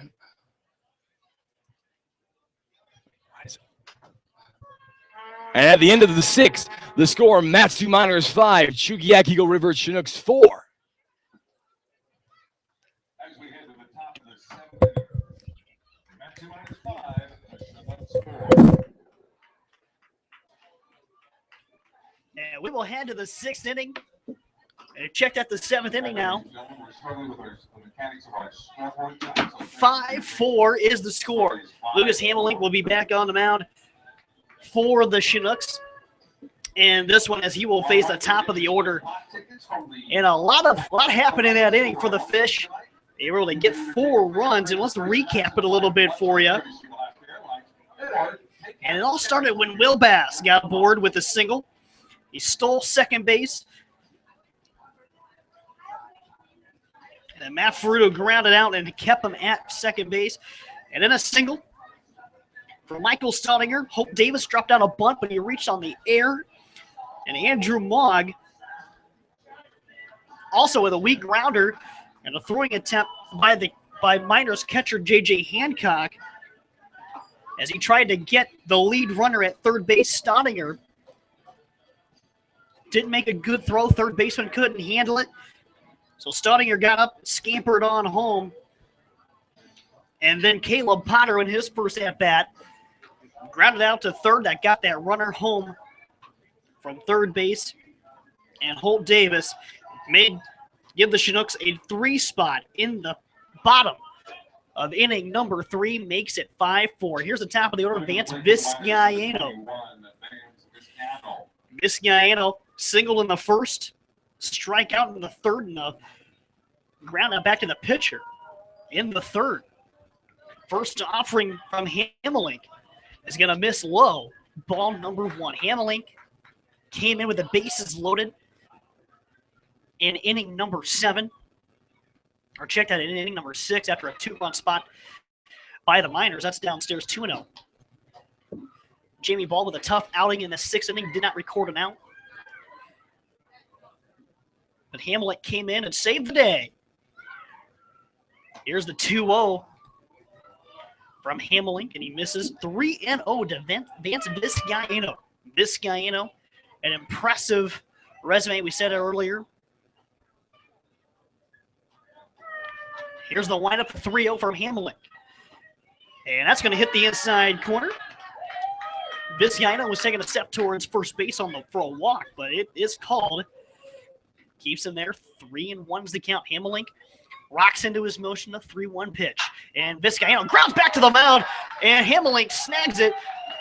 Jogs over towards Holt Davis at first for the underhand out. And make that out number 1. Bring up Jake Schleppenbach for the Miners. Schleppenbach today, a double play in the 1st, fly out in the 4th, and in the 6th inning, he ended up walking and scoring.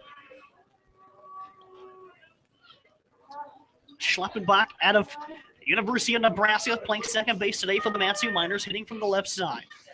Hamelink winds it up, the first off. Looks like the changeup, it's in there for a strike. 1 gone. We are in the 7th. Chinooks trailing just by 1 to the Matsu Miners. 5-4 in the Alaska Airlines pregame series between the Chinooks and the Miners. And Schleppenbach pops it up, not deep. Center field coming in is Baranek, and he puts it away for the out.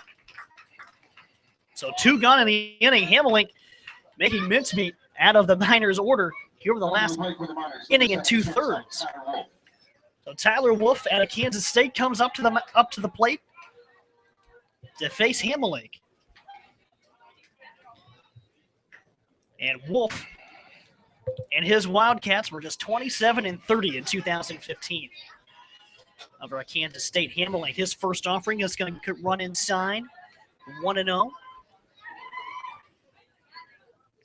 Quick recap on the day. Miners 5 runs on just 4 hits. They've also committed 3 errors, and they still lead by 1. 5-4 over the Chinooks. Hamelink misses, makes it 2-0. Working out of the windup. First, the 2-0 that is. High and wide, 3-0. Second time he's 3-0 to a hitter in this inning. Hammy winds it up. The 3-0 misses ball 4. He gave him a base runner for the Miners. And for the Chinooks to be successful this season, it is important to not walk as many guys as they did tonight. That'll bring up J.J. Hancock. Ground out, fly out, and a walk. And he was eventually left on base.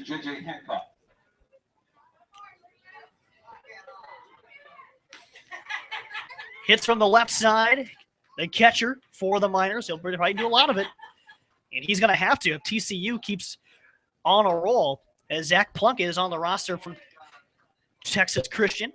But he won't be here because he's going to be in the College World Series.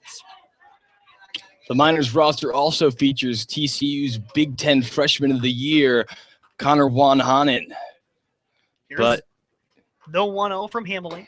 That's going to be in there for a called strike. But until further notice, those Horned Frogs will be in Omaha.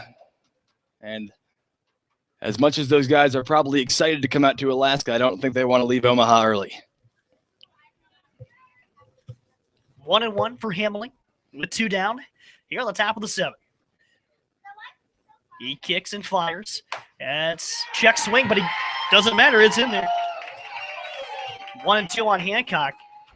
Now TCU, they're going to the College World Series. Of course, former Chinook, Lance Phillips and his Arkansas Razorbacks.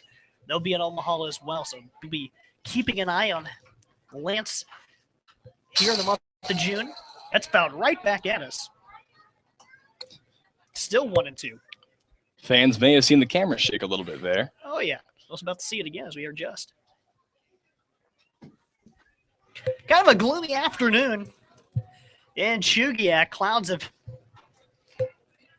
darkened our skies a little bit. Wind just waving out in center field. A pitch is outside. Thrown out on the steal attempt. And he is going to be out of there. Andrew Mogg does his best to Kabe Mutombo and says, no, not in my house. The Filipino phenom from Virginia Tech shows off his arm there. And this game, and as you're saying, despite the gloomy weather, a great turnout here at Lee Jordan Field at Loretta French Park. And the fans just walking out there, you can just feel the excitement. These people have been waiting for baseball to come back to Alaska for a long time, and that day has finally come. Hey, this is what we call the 7th inning stretch. Dragons for take me out to the ball game. And the first batter of the inning for the Chinooks is going to be Dave Morton. Dave Morton from Xavier University, the Cincinnati native, decided not to go very far to play his collegiate career, Xavier, in Cincinnati. And Dave saw a lot of action for the Musketeers this season, playing in the Big East, a league that was dominated by the Red Storm of St. John's. But his Xavier Musketeers won that league in 2014.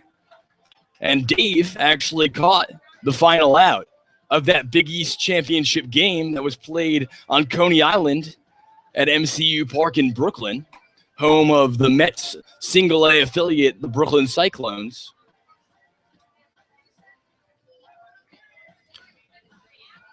But Dave Morton looks to get on and start the rally for the Chinooks. Yeah, Morton is not going to be the only new face into this ball game. Byron Hood, the new pitcher on the mound for the Matsu Miners at the University of Nebraska. He was 5-0 and 2.20 ERA, 60 strikeouts his year of high school en route to a state title at Norris High School. But he did not see action on the field in 2015. Inside the red shirt at Nebraska. Cornhuskers went 34 and 23. And as I said earlier, you'll see a couple guys from the same team, same college team, come out and play for the same team here in Alaska, with our new pitcher being teammates with Jake Schleppenbach, the starting second baseman for today's game, also a Nebraska Cornhusker. And Morton, Dave Morton hits from the left side. His first action, teammates, you said it, but, a teammate from last year, Dan Pierzini, a pitcher for the Chinook staff. Now this is a he big. And David play along together at Xavier. Dan went just 0-1 with 6.46 ERA over 15 games, struck out 26 over 23 innings. But Morton trying to keep that Xavier name loud and proud in AIA baseball here in Alaska. Here's the first offering. Misses high.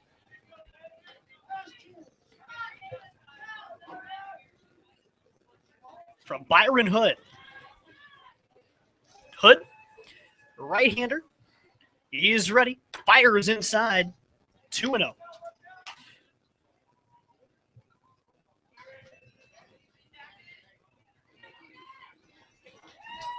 He works primarily out of the stretch. No windup for Hood.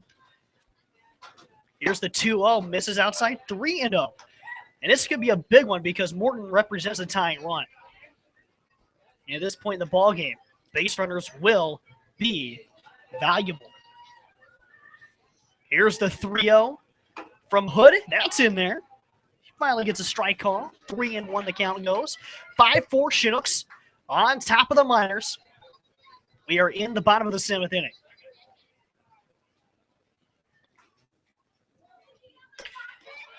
There's the 3-1. That's going to be blown away, so Morton will take a bag. And that'll be the top of the order now. Cam Baranek for the Chinooks. Billy Bean style, get on any way you can, a single and a walk. Both have the same result, and that would be the tying run being on first. And now Cameron Baranek steps in with an opportunity to take the lead here. So Baranek, 0 for 3 on the day as the Chinooks leadoff hitter hits from the left side. Morton dances away from first. First offering from Hood is going to miss inside for ball 1. On the day, Baranek grounded out to second base, then a double play in the second inning. Flew out to third, so he's yet to get one out of the infield.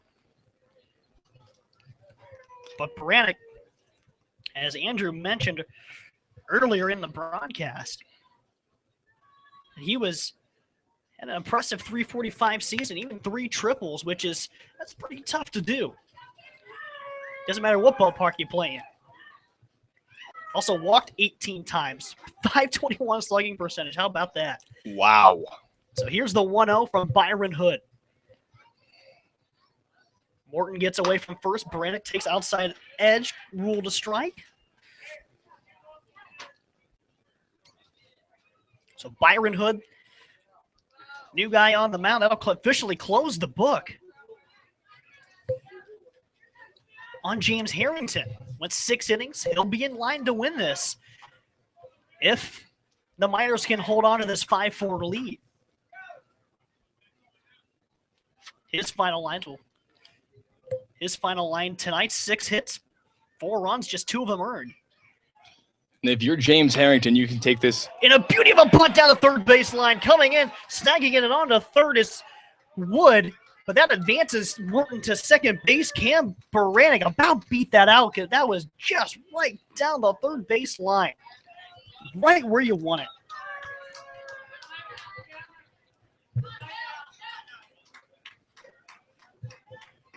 At the plate, for your Chinooks, number 6, the second baseman, Will Bass. And this brings up Will Bass. Will Bass, 2 steals on the day. That stealing second during the Chinooks' last rally is pivotal because nothing would happen without that. Speed is what we need.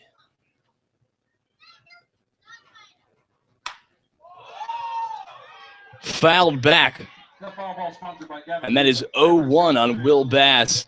The new pitcher, Byron Wood, walked the first runner, Dave Morton, and then the sacrifice. And now the Chinooks have a runner in scoring position, which represents the tying run.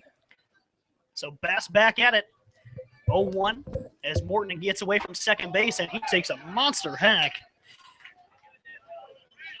He's down the count 0-2 now. To Byron Hood. Hood,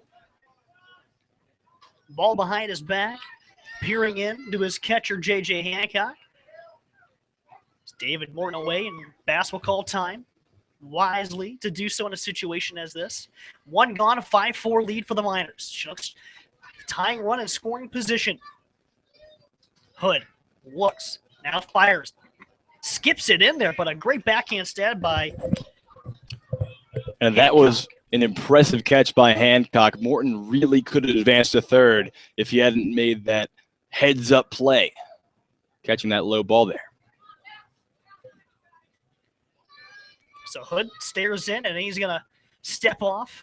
Him and Bass had a pretty good battle already. I mean, it's only you call a 3-pitch at-bat a battle. It really has been so far. Here's the 1-2 from Hood. And Bass grounds this one softly to the right side of the infield. The first baseman, Zollner, has it, flips on the Hood, covering for the out, but Morton advances to third base. Coming to the plate for the Chinooks, number 9, Matthew Ferraro. So Matt Ferruto to the plate now for the Chinooks. Ferruto coming in at second base, back in the 6th. Just finished up his redshirt sophomore year, so he's only a sophomore on the baseball field, but a junior in the classroom. First offering, he squares the bunt but pulls it back as that one's outside. David Morton, he got on with a walk. He's got his way all the way to third with 2 outs, representing the tying run. Could be a big one for the Chinooks to get that one in. They did have the bases loaded back in the 2nd and only got 1. Huge to get a situational play like that in as Ferruto takes pitch on the outer half. And what a situation to be in if you're Matt Ferruto playing in your first game in Alaska. Being called upon off the bench. He's got a big shot here. Here's the 1-1 from Hood. That's going to be up and in. 2 balls and a strike on Ferruto.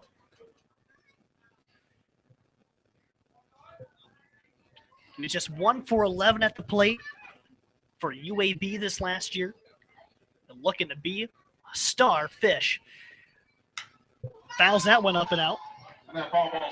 Evens the count up at 2-2.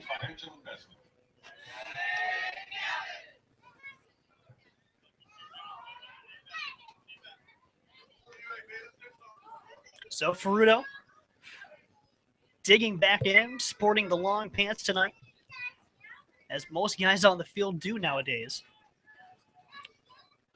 The 2-2 offering from Hood. He sets. Here it comes to the plate. Outside. Oh, outside corner. Called strike 3. Wow. How about it? And the fans aren't going to like that one. So the Chinooks strand the tying run at third base after 7. 5-4 Miners clinging to a 1-run lead. And the Chinooks will have to find a way their next time through. And with that, with a break in the action, we'll have a chance to update you a little bit on the Chinooks' upcoming schedule. The rest of the week looks something like this. They'll be at the Miners tomorrow night at Herman Brothers Field. That'll be the second half of the Alaska Airlines pregame series or preseason series. And the Chinooks will host the Legion All-Stars here at Loretta French on Thursday night, followed by the opening game. Or check that, followed by the third game of this series in Matsu on Friday night. And then the Chinooks will open up the league's schedule here on Saturday night. And to the hill now for the Chinooks is right-hander Shane Armstrong, and a big cheer from the crowd as Shane is a returning player, fastball, curveball, changeup. At a Hillsdale College, his 4th season as an AIA baseball athlete, the first of its kind to do that. And Shane is a picture of how well the system can work. Playing 4 years, different teams along the way, developing a Xenia Scout to a Chugiak Eagle River Chinook. Shane had a pretty good summer last year, 1-2. Was his record. He worked 44 2/3 inning. That's very impressive to do as a reliever. Struck out 34 batters. His ERA is pretty misleading. He was sported a 5.64, but he only had 2 outings where he gave up 5 runs and 10 runs respectively. There were only 2 other occasions on the year where he allowed more than 2 runs over his 18 appearances. But at Division II Hillsdale, in the GLIAC, the Great Lakes Intercollegiate Athletic Conference, he had 3 complete games as a starter and 1 shutout. That was a 4-hitter against the University of Findlay Oilers. First offering from Armstrong is on the outside edge, called strike number 1, and Armstrong is right back at home in Chugiak, delivering a first pitch strike to J.J. Hancock of the Matsu Miners. Second offering is fouled up and over the street. Hancock today is 0 for 2. He did walk back in the 6th inning. Doing the catching duties for the Miners today. The 0-2 from Armstrong, that was a changeup that he just didn't finish on. Stayed outside next to the ball in 2 strikes.